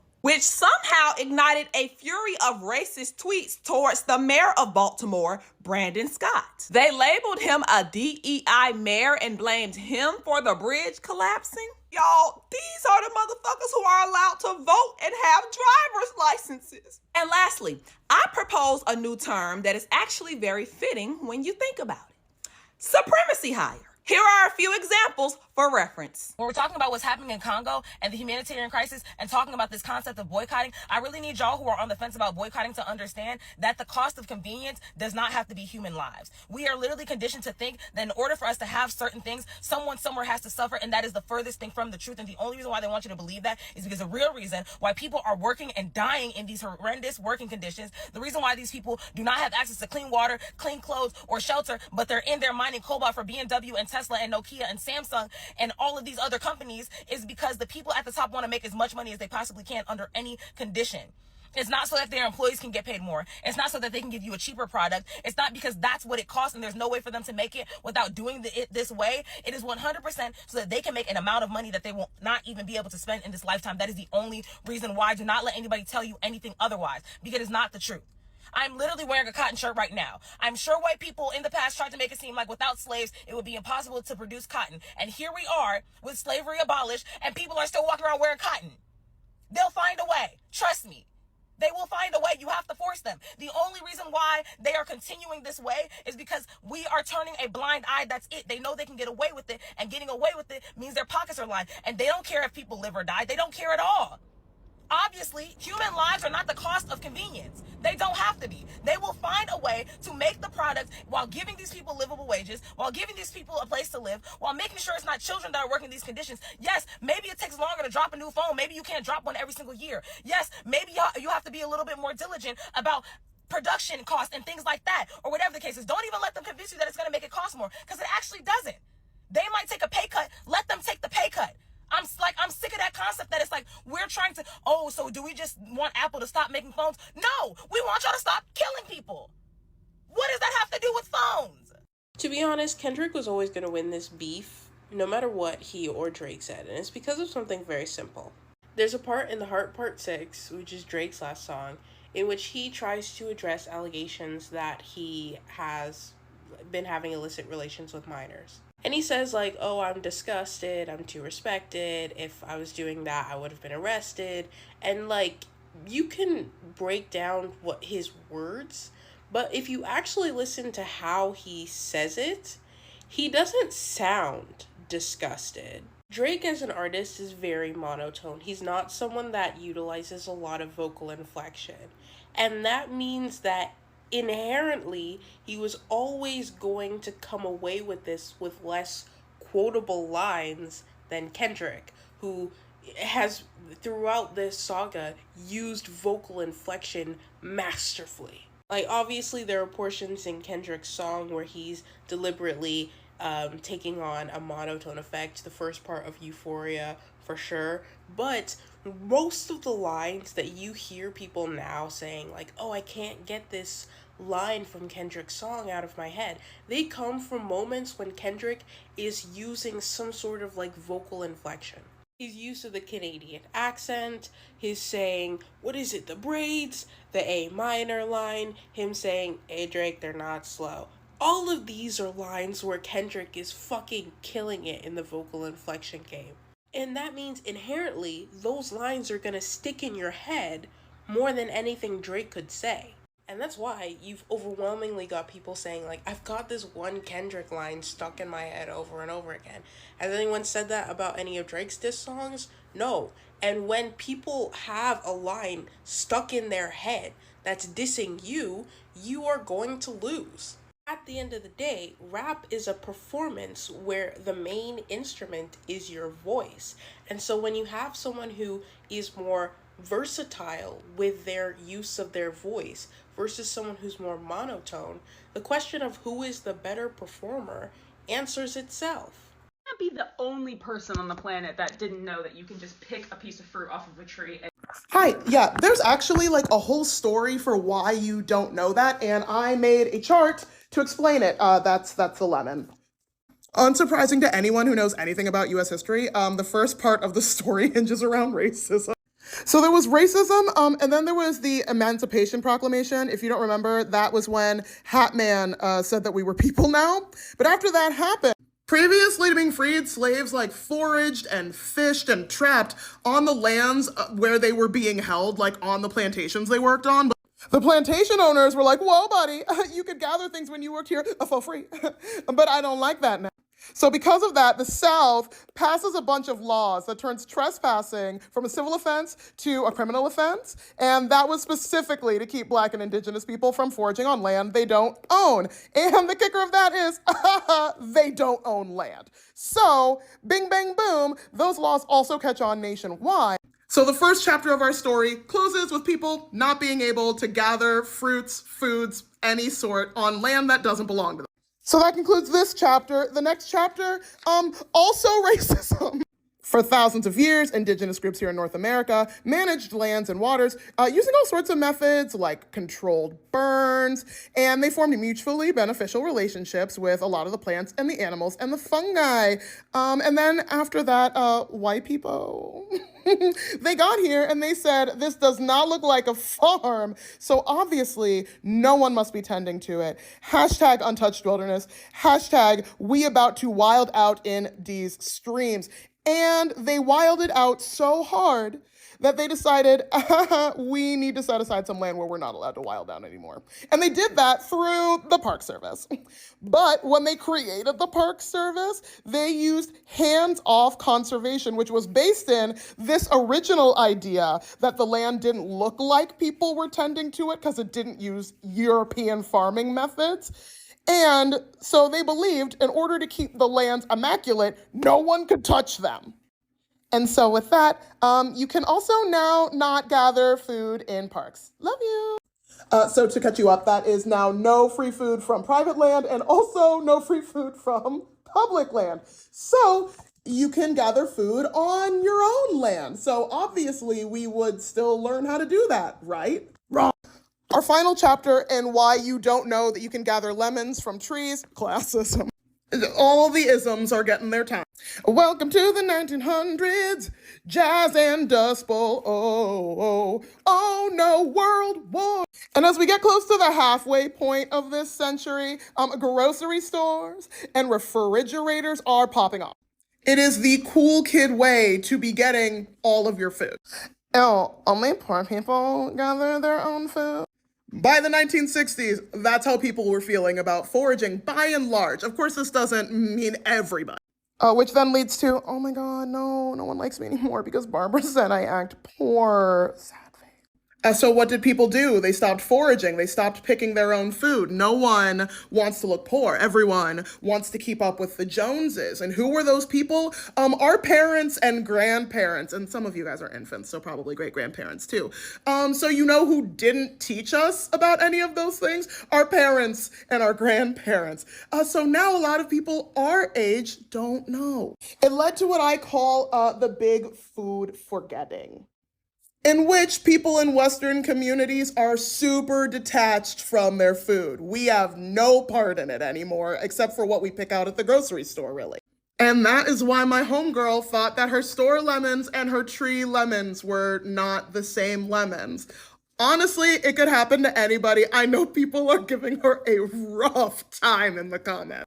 And that big food forgetting is part of the reason why I make the content that I do, teaching people what wild food they can find in their own neighborhoods. I think we deserve to remember. Anyway, thanks for coming to my TED Talk. Happy snacking, don't die. Franklin had a problem. See, he knew his music was good, but his record label didn't know that. So Franklin goes over to his friend Tyler and goes, Ty. Tyler goes, what's good, boy? Franklin goes, hey man, my label's not letting me release music. Tyler goes, hey, why don't you just release it for free? Franklin goes, for free? Tyler goes, yes.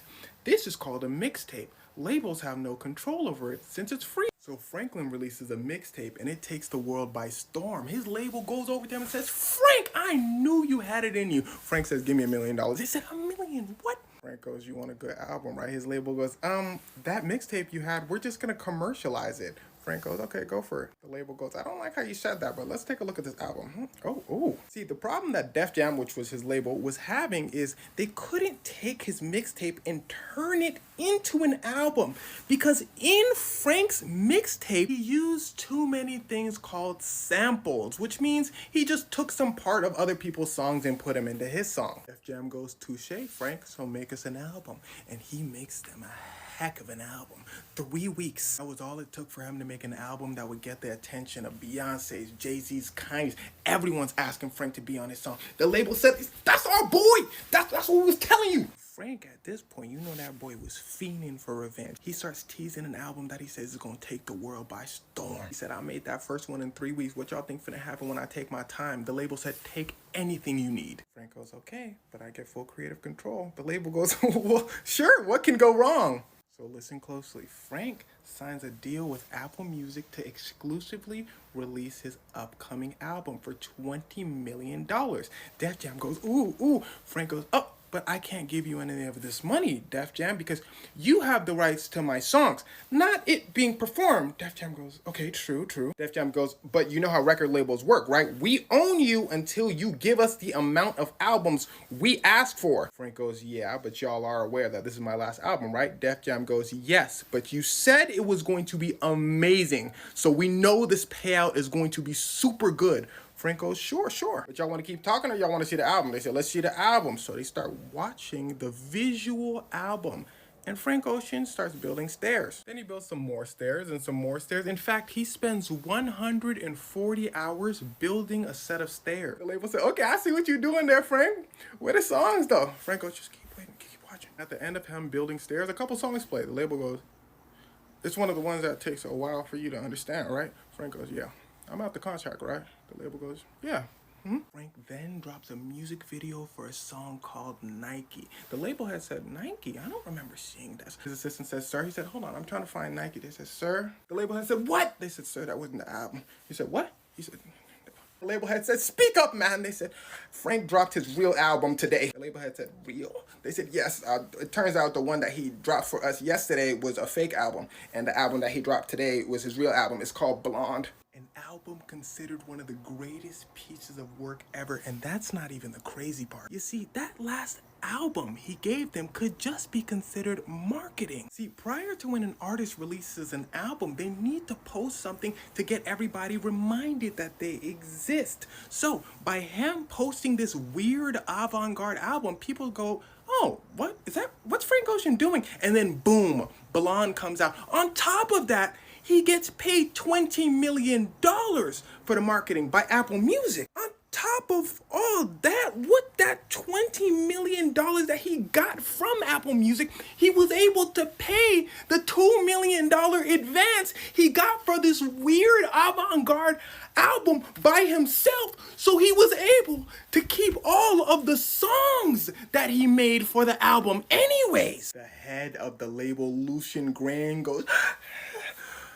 no more exclusive deals ever. Meaning if Apple calls, hang up. If Spotify call, hang up. If Pandora call, what do? They say hang up. He said good.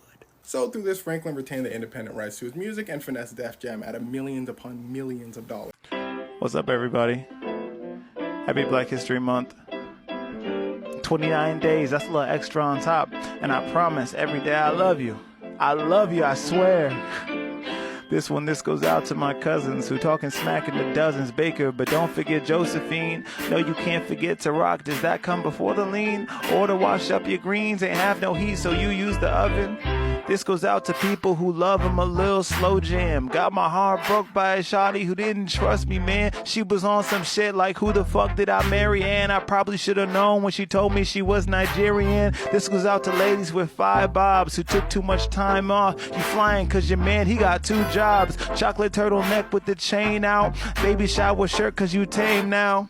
Listen, yeah, you died first, but the movie is gonna move on. You should've known that man was gonna play you. He wagwan. Black men don't cheat. You got 5 niggas on roster. 7 days a week in your story, pasta and lobster. Stop all that crying before I give you something to cry about. That having food at home, but not wanting to eat spaghetti house. This goes out to Fufu and Rhodey and all of the homies whose home country got a little curry by trading route. Curry got traded now. You still gonna root for home team. Your little cousin growing up and he chasing his own ring, and you chasing your own dream and all your ancestors. This is for everybody who gotta ask a question. You know you had to double it, whatever he said once. The girls that get it, you ain't gotta repeat none. We did it for 29, I might have to go now. And when I say West Coast, that's continent to SoCal. LB and black, I get my strength from the sun. I swear my whole life is gonna be Black History Month. Woo! Mwah!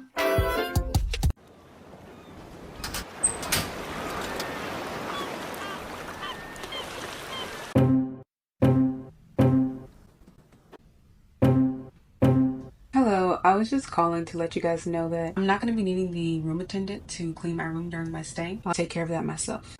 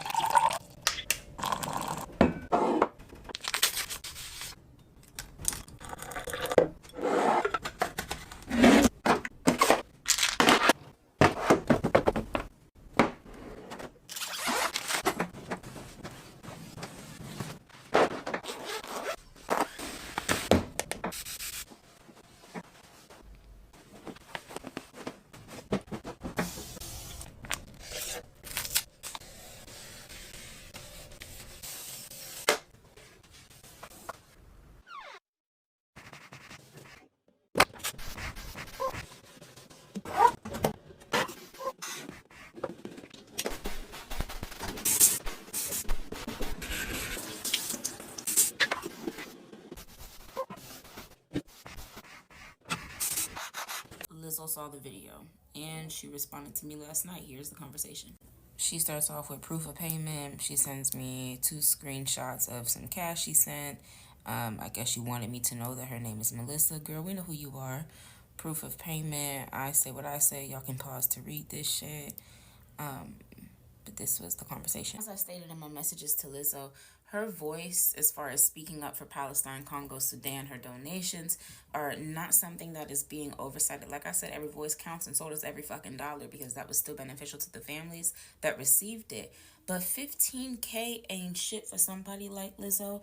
And the thing is, if you spoke up now, you could have been spoke up, and you didn't, because we've seen you say a lot more about a lot less. My problem is every 30 business days you get on this app and you are crying because somebody has said something that they always say to you. And Lizzo, you're probably not used to people talking to you like this, but I don't have a filter for no fucking body. Saying that words don't hurt, I'm saying that from one fat girl to another. We've been fat and black our whole fucking life, so the words that people use on us, they're not new. They're not new. And you have therapy money. You got getaway money. You have crying in a multi-million-dollar home money. And I'm not saying that your emotions still don't count, but what a privilege it is that you have with being able to take some time away, being clocked out but still active on the clock app is so crazy and privileged.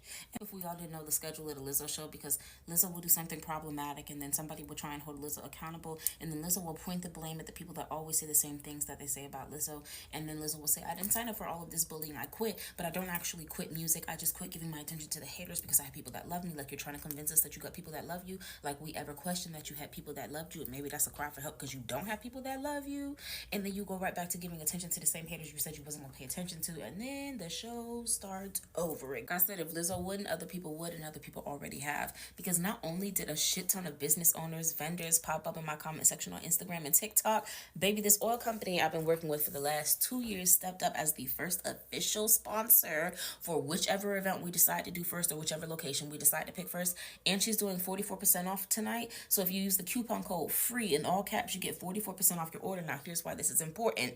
I'm on this bottle, which means if y'all purchase these bottles in specific, all the money that comes through from my commission and my brand deal will be donated back into the event space, because I can put my money where my mouth is, and I want y'all to know I'm serious about this shit, because this is something I've been talking about since December, but each time I talked about it, I just got silence. You have an event space or know somebody with an event space, if you are a vendor, if you have a business, product, service, if you have a skill set or a resource that you can teach, connect with us, send us an email, drop a comment in the comment section here on TikTok or on Instagram. Do not let this dream die, baby. There is so much power behind the people, and we need this to keep steam. Happy Women's History Month. Let's talk about Black women and feminism. There is a pretty pervasive idea in our community that feminism is for white women, thus any Black woman who embraces it stands in opposition to Black unity and or the Black family. Now, white women did develop a lot of the early movements surrounding suffrage and women's liberation. It's just that most of them were only concerned with the subjugation of white women, and they were also pissed that Black men specifically were granted suffrage before they were. Fuck Susan B. Anthony and Katie Stanton. But make no mistake, Black women have always had to carve out a space in society while being ostracized, and feminism is no different. The first woman of any race to give public remarks was Maria Stuart in 1832, and she spoke of liberation based on not only race, but gender as well. Anna Julia Cooper, aka the mother of Black feminism, is responsible for one of my favorite quotes. Only the Black woman can decide when and where I enter the quiet, undisputed dignity of my womanhood without violence, suing, or special patronage. Then and there, the whole Negro race enters with me. And there were plenty other notable figures who participated in women's liberation work, including Sojourner Truth, Ida B. Wells, Frances Watkins Harper, Mary Church Terrell, Dorothy Height, Lorraine Hansberry, Pauli Murray, who was gender nonconforming, but they consistently critiqued the civil rights movement for the way that it placed women in the peripheral. Extending into second and third wave feminism, we have names like Angela Davis, Audre Lorde, Bell Hooks, Kimberly Crenshaw, Patricia Hill Collins, and others. So to make things abundantly clear, it is because of the contributions of Black women that I am comfortable identifying as a feminist. And for any Black woman who isn't valid, look into womanism, coined by Alice Walker in 1983. Just understand that you can be heterosexual, you can be a wife and a mother, you can also want the best for Black men. But that doesn't, nor has it ever meant, that you can't center your liberation as a black woman specifically. It is unwise not to. Before you ask, yes, I've been keeping up to date with the block party. And I've been blocked Tiffany Haddish, but anyways, I did it before it was cool. But I didn't want to talk about the discourse around it a little bit, because I've been seeing a lot of the sentiment of people saying, I can't believe it took us organizing to block these people to actually start talking about Palestine. And I want you to take a step out and consider the one rule I have about communications and media literacy. Don't just consider what's happening. What? Consider when it's happening as well. The block list is not just trending because of the Met Gala. It is also trending because of the invasion of Rafah by the occupation. But not just that. In my opinion, it's also happening because of Biden's quote-unquote response to it. Since the invasion of Rafah, Biden has done this whole PR tour talking about how he's going to restrict aid to the occupation now, despite that he's given them as much military aid as possible to do just this, as well as to commit genocide regardless. But because he's publicly positioned himself as restricting aid to the occupation and drawing a hard line and essentially going against the occupation, I think that these celebrities and influencers are thinking to themselves that they now have permission to be more forward with how they advocate for Palestinians. And the block list is definitely an incentive to do something like that. But you have to also remember that a lot of these people in the coming months are going to be the very same people taking brand deals from the Biden campaign and super PACs representing the Biden campaign for the 2024 elections. And so previously they thought that speaking out about Palestine would lose those political opportunities as well as financial opportunities with the Biden campaign. But because Biden has taken this stance, they now feel that they have permission to do so. Do you think that the Black freedom fighters that chose struggle or death over bondage are happy with their choice right now? I was watching a Malcolm X documentary because I will always watch something about Malcolm X. Just let a light-skinned tall man dye their hair red and wear the Ray-Ban Club Master glasses. I'm watching that, okay? Anything about Malcolm X. But anyway, and I was just thinking, Malcolm X was so highly critical of the Black middle class that had bought into the fallacy of a meritocracy. And this is the discussion that people are having right now with, Black people that have climbed into the middle class and now they're scared of Black people from the ghetto, right? Those discussions were things that Malcolm X was warning us against. But even other things, like now we're discussing Haiti. And I can't imagine the pain of being a Haitian that died, during the Haitian Revolution, being Toussaint. And then seeing how colonialism continues to pillage your country. And often when we have these discussions, people will come from the perspective of, Black people have regressed. I don't think that Black people have regressed. I think that, colonialism metamorphosizes, if that's the word, differently to replicate itself so that it can survive, so that white money can survive. And once we feel like we've beat this one level, it will morph into something else, right? And even though the system is the same, the way that we are cued to recognize it will not always be the same.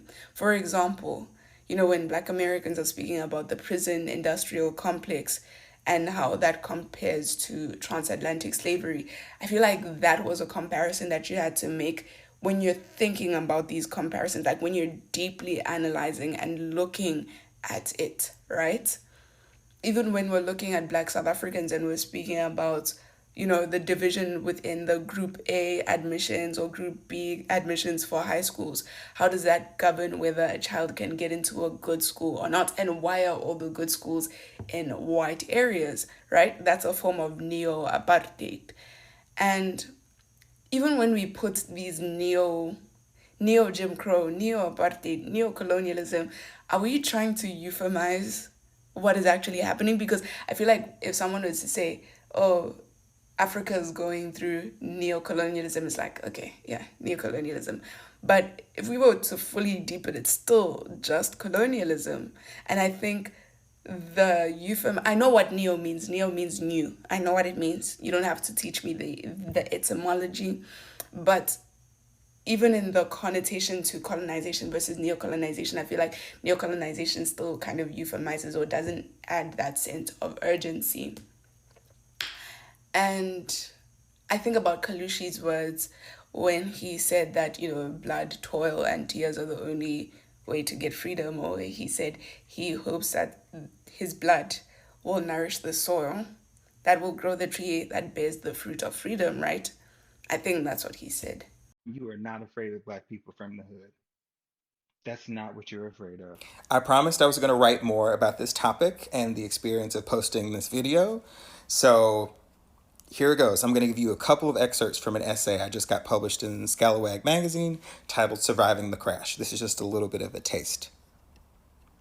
But the video also reached an audience of people who raced to my comments to let me know that there is plenty of good reason to be afraid of crash outs or crash dummies, terms I was completely unfamiliar with. As I gathered soon afterward, these are terms deployed to refer to and devalue violent people from the hood who seem to have little to no regard for their lives or the lives around them, ultimately rendering themselves disposable. Commenters explained that they were merely expressing their discomfort with people who had, quote, nothing to lose. I was told, you know what they mean. I didn't. Eventually, I realized they simply meant niggers. Instead of a just society, America offers its people the nigger, a mythological monster onto which we can comfortably project society's ills. Niggers have no history, context, or humanity. They're super predators responsible for whatever harm befalls them, a rightful punishment for subhumans who were predestined for their tragic fates. This is another section.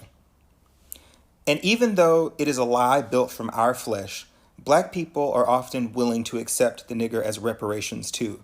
Sure, the education I pursued put me in mountains of debt and may never deliver on its promise of financial stability, but at least I'm better than the crash out.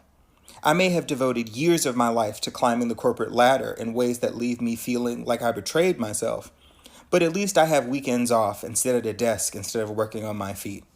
If we're honest, the educational and professional opportunities many of us paid thousands for or faked laugh to get were just for the benefit of sitting during a shift at work. People have developed an entire superiority complex based on their relationship to a chair that doesn't even belong to them and that many are still paying for. That teacher that y'all was defending up and down my comment section was just on live crying because his students were texting him. His students was texting him encouraging messages, starting the messages off with, "Hey bestie, blase blase, love you." Now listen, I've had my fair share of favorite teachers my damn self, but texting a teacher, "Hey bestie," now pause right there, because some of y'all are gonna get in my comment section and try to say that I'm blaming the kids. Fuck that. This ain't got nothing to do with them kids, baby. Them kids is doing what kids do. This is about that grown-ass man not understanding boundaries when you're working with children. Y'all was so pressed. Some of y'all was in my comment section had the audacity to say that I'm projecting because I was groomed. I was never groomed. My parents have sense. That sense trickled into me, which is why I now have sense. Some of y'all parents was letting y'all roam in the streets and do whatever the fuck you want to do, so you don't understand when shit is weird. I'm telling you right now, the same way. See, I try to be gentle. I try to be gentle because I didn't have all the information about him. Don't mind this cat in my background. I tried to be gentle in the first video because I didn't really know too much about him. All I knew was that video. More information has come out. I'm not gonna be gentle this time. That shit is fucking weird. Okay? Sometimes when shit is weird and we're telling you why it's weird, we're giving you X, Y, and Z examples on why it's weird. Sometimes y'all just need to shut the fuck up and listen. He shouldn't have lost his job. Bitch, you was late to work 3 times in a row, you lost your job. People lose their job all the time. You know what I'm saying? Like, that's the least of his motherfucking words. He better hope he ain't on a registry by the end of this. Sometimes we want people to be good. We want everybody to have pure hearts. We want everything to be innocent. But some shit just ain't. And it just is what it is.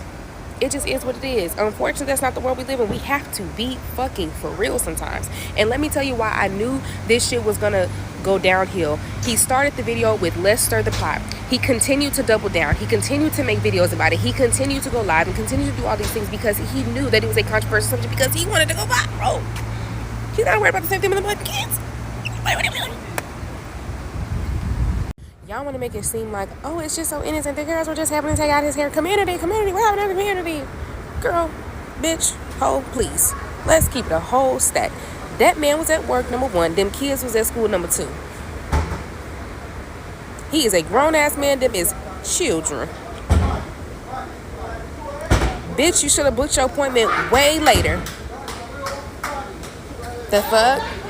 If my daddy, Jeffrey Bell, found out I took out my male teacher hair, and then after he got fired, text him and be like, bestie, he would have wrung that nigga neck because he would have tried to kill him. I'm not gonna cap to you.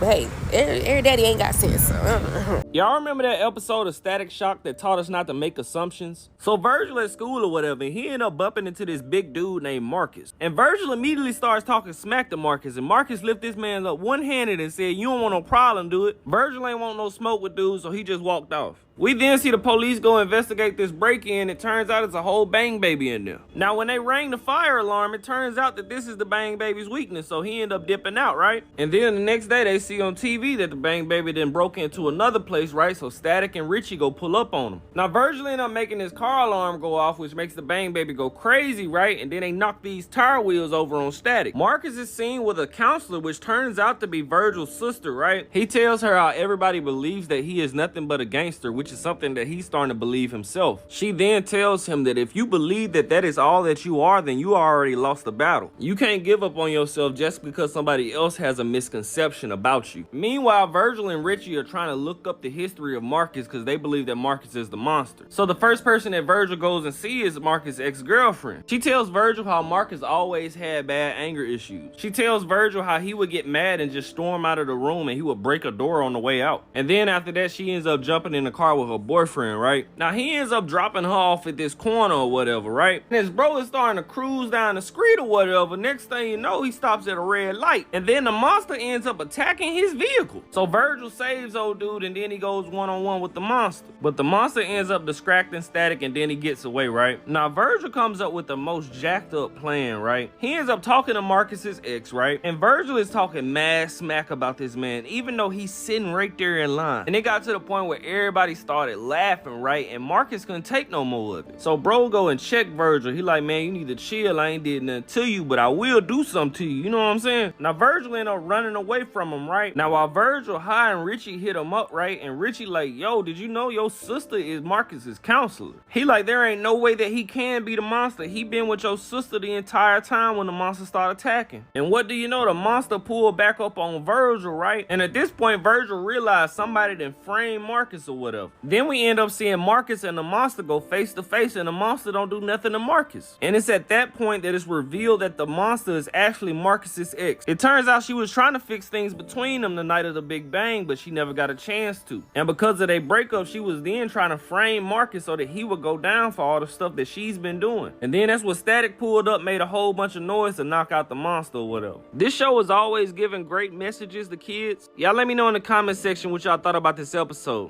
What do Lizzo, Brittany Broski, and the Assad sisters all have in common? And it's not just that they recently came out talking about either Palestine or posting fundraisers.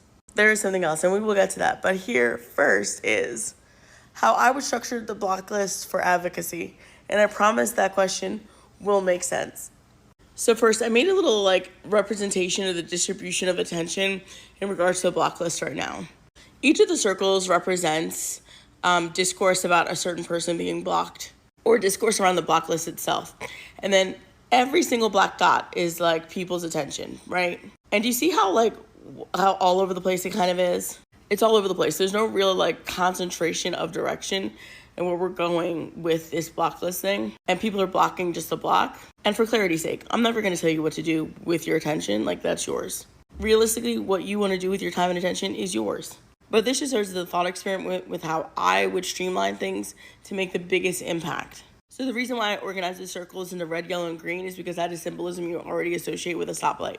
But for red, the people in red, we're going to block entirely. These are people that we believe should have no platform at all because they are pro-genocide, they are pro-occupation, they are unrepentant, they're doubling down, they're serving as mouthpieces for the occupation, things like that.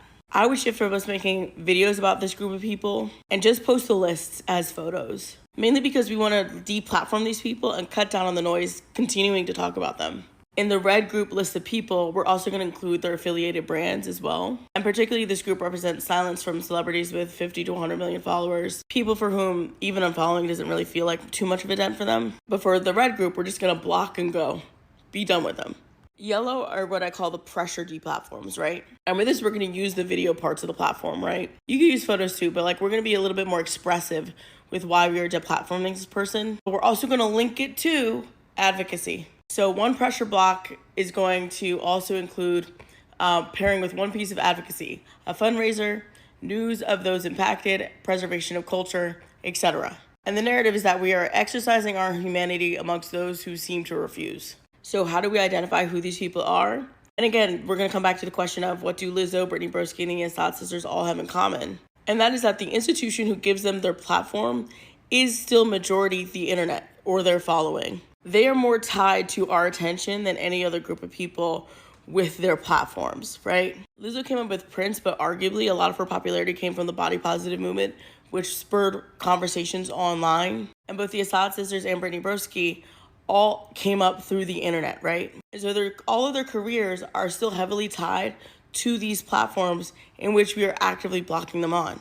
Like I said in the previous video, we're going to use that proximity. We're going to use that privilege. We're going to use those ideas to connect it to advocacy to get people to better pay attention. Not to mention with all of you searching for celebrities to block, those celebrities are being boosted in the algorithm during this time. So attaching those celebrities to advocacy in a very organic way can make those fundraising, that advocacy, increase in visibility. And I would also argue that it is particularly powerful amongst those with 5 to 25 million followers, right? This is who we're going to see the greatest impact from based off of how many people unfollow them. They have much more to lose than like people who are in the stratosphere in terms of like 200 million, 300 million, 400 million followers. They also have some of the highest engagement rates because people have watched their career grow from nothing to where they are now. So people are much more invested in the perpetuation of their careers, and they will feel that deplatforming much harder. And last but not least, let's uplift the platforms of people sharing information, educating people, doing the advocacy, boosting those fundraisers as well. Those who are creating advocacy and strategy, and then make a point of shifting the power of the attention economy. It's not just about blocking people so they can't advertise to us, right? It's also about making sure we affirm the humanity of those people who have been left behind, who have been harmed by this machine of the attention economy. And that's how I would do that. If you ever needed to be convinced that mass incarceration is slavery, look no further than Louisiana, where the nation's largest prison sits atop 18,000 acres of former slave plantations, where the people incarcerated there are still by law forced to perform virtually free labor that the state of Louisiana profits millions from. America already incarcerates more people than anywhere else in the world, but within its own borders, Louisiana has the largest prison population in this country. So as bad as that all sounds, what if I told you it just got a lot worse? Just a few days ago, Republican Governor Jeff Landry signed into law a terrifying law that would, 1, prevent anyone convicted of a crime after August 1st from ever qualifying for parole. Please think about that. The state with the highest prison population, with prisons that sit atop slave plantations being forced to do free labor, has now made it so a significant amount of those people incarcerated there can never get out. You see what's happening, right? And that's not even all the law would do. 2, it would also allow people to be executed using nitrogen gas, which not only indicates that Louisiana plans to end its 14-year hiatus on executions, but that it plans to do it as inhumanely as possible. In January, Alabama became the first state to try out nitrogen gas as their form of execution for people sentenced to the death penalty.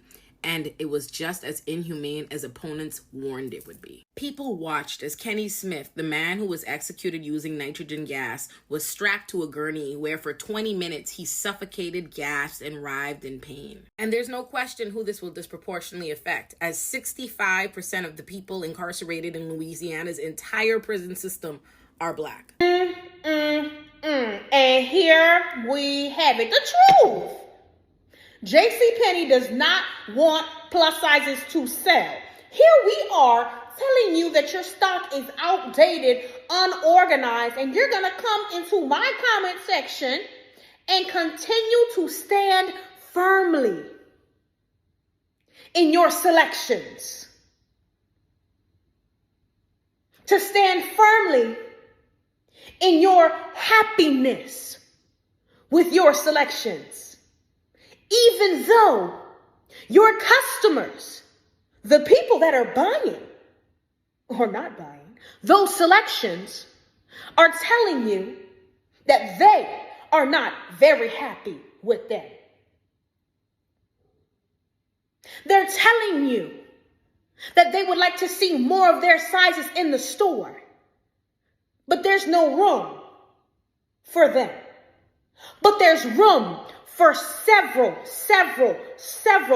sections and amounts of square footage for straight sizes, for appliances, but not for plus size clothing, which is what the majority of women in the U.S. wear. And you don't have room for that? No, you don't want to have room for that. You don't want plus sizes to sell. You don't want plus size people in your store. You don't want plus size people to feel confident. You don't want that.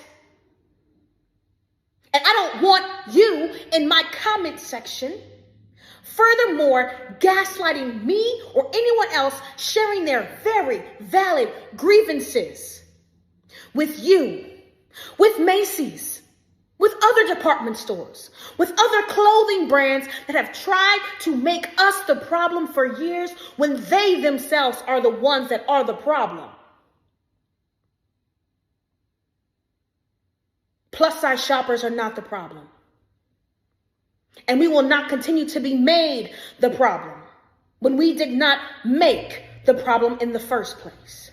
Don't skip this video. I know how every time bitches be talking about some shit that matter, y'all hoes love to skip the videos. But right now I'm finna talk about Congo and Palestine. Now, first of all, what I'm gonna say is, I'm not finna get on nobody's ass about not posting for Palestine and not posting for Congo. But I just want to really put something up in y'all fucking head real quick. For the people who have been watching and haven't been saying anything, or you been getting on other people's ass, probably like big influencers, about saying stuff, but you haven't even said none of your damn self, let me tell you something. The fact that last year, I know for a fact that majority of you bitches band together by the millions to cancel a girl just because y'all did not want her dating y'all favorite white boy. And I'm talking about Justin Bieber and Haley. Y'all band together by the millions, throwing that girl products in the way. You had Jeffree Star making videos throwing the girl products in the trash can. Y'all had her and Kylie Jenner losing followers, made Selena Gomez jump by millions of followers. Y'all band together by the millions to do this because y'all aren't okay with mean girl energy, right? But y'all couldn't band together to post something. Y'all couldn't band together to repost something about genocide. You're not cool with mean girls, but you're okay with genocide. You're okay with little children being sold as slaves in bags. You're okay with that. A lot of y'all get way too much energy to shit that probably will never ever affect you. Justin Bieber dang Hailey Bieber ain't got shit to do with y'all in actuality if we keeping it above. But the fact that any one of these days we could literally be in the middle of a fucking war. Like, we are in the middle of a war right now. But the fact that we could literally be to the point where we getting bombed on and y'all don't give a fuck, y'all not making no uproar until the shit happened to you, is actually crazy. It, like, blows my mind that people don't know that Craig of the Creek was canceled. And it wasn't canceled for any reason you think. In fact, it was canceled for a much bigger and more nefarious reason. And that wasn't just affecting Craig of the Creek. Like, all of Cartoon Network Studios shut down because of this. Back in 2016, AT&T was like, hey, we already control a lot of like the distribution services where people can watch shows. What if we bought Time Warner so we can also make the shows and then distribute them?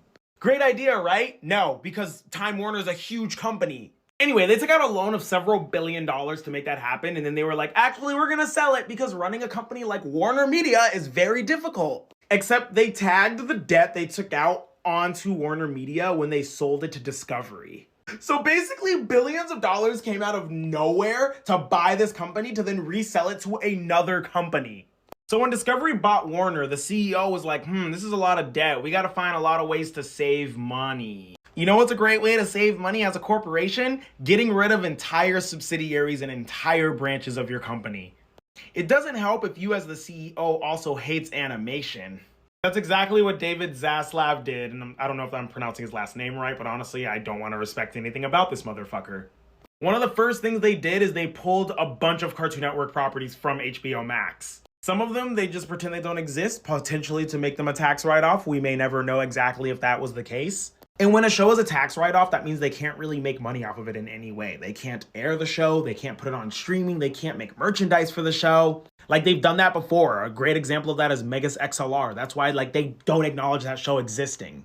And when they do that, they get a huge refund, like a tax refund as much as the budget of the show and all of its advertising and everything. So you can see how that can save the company a lot of money. Also, the way the unions work, the healthcare of the people who worked on the show is provided by residuals that come from views on cable and streaming. So if you take the shows off streaming and you don't air the shows on cable, there's no views. So they don't have to pay for healthcare. And all of this literally happened like in a snap. Like straight up, creators of these shows didn't realize their shows were pulled off streaming and they lost their jobs until they saw the news on Twitter. Like, could you imagine if your entire resume was just scrubbed from existence? Hundreds, if not thousands of artists and creatives and people who work at the company doing logistical work, they just all lost their jobs. Like, Craig of the Creek was actually one of the most fortunate shows where they were one of like 2 shows that were still in production, basically up until the Cartoon Network building closed.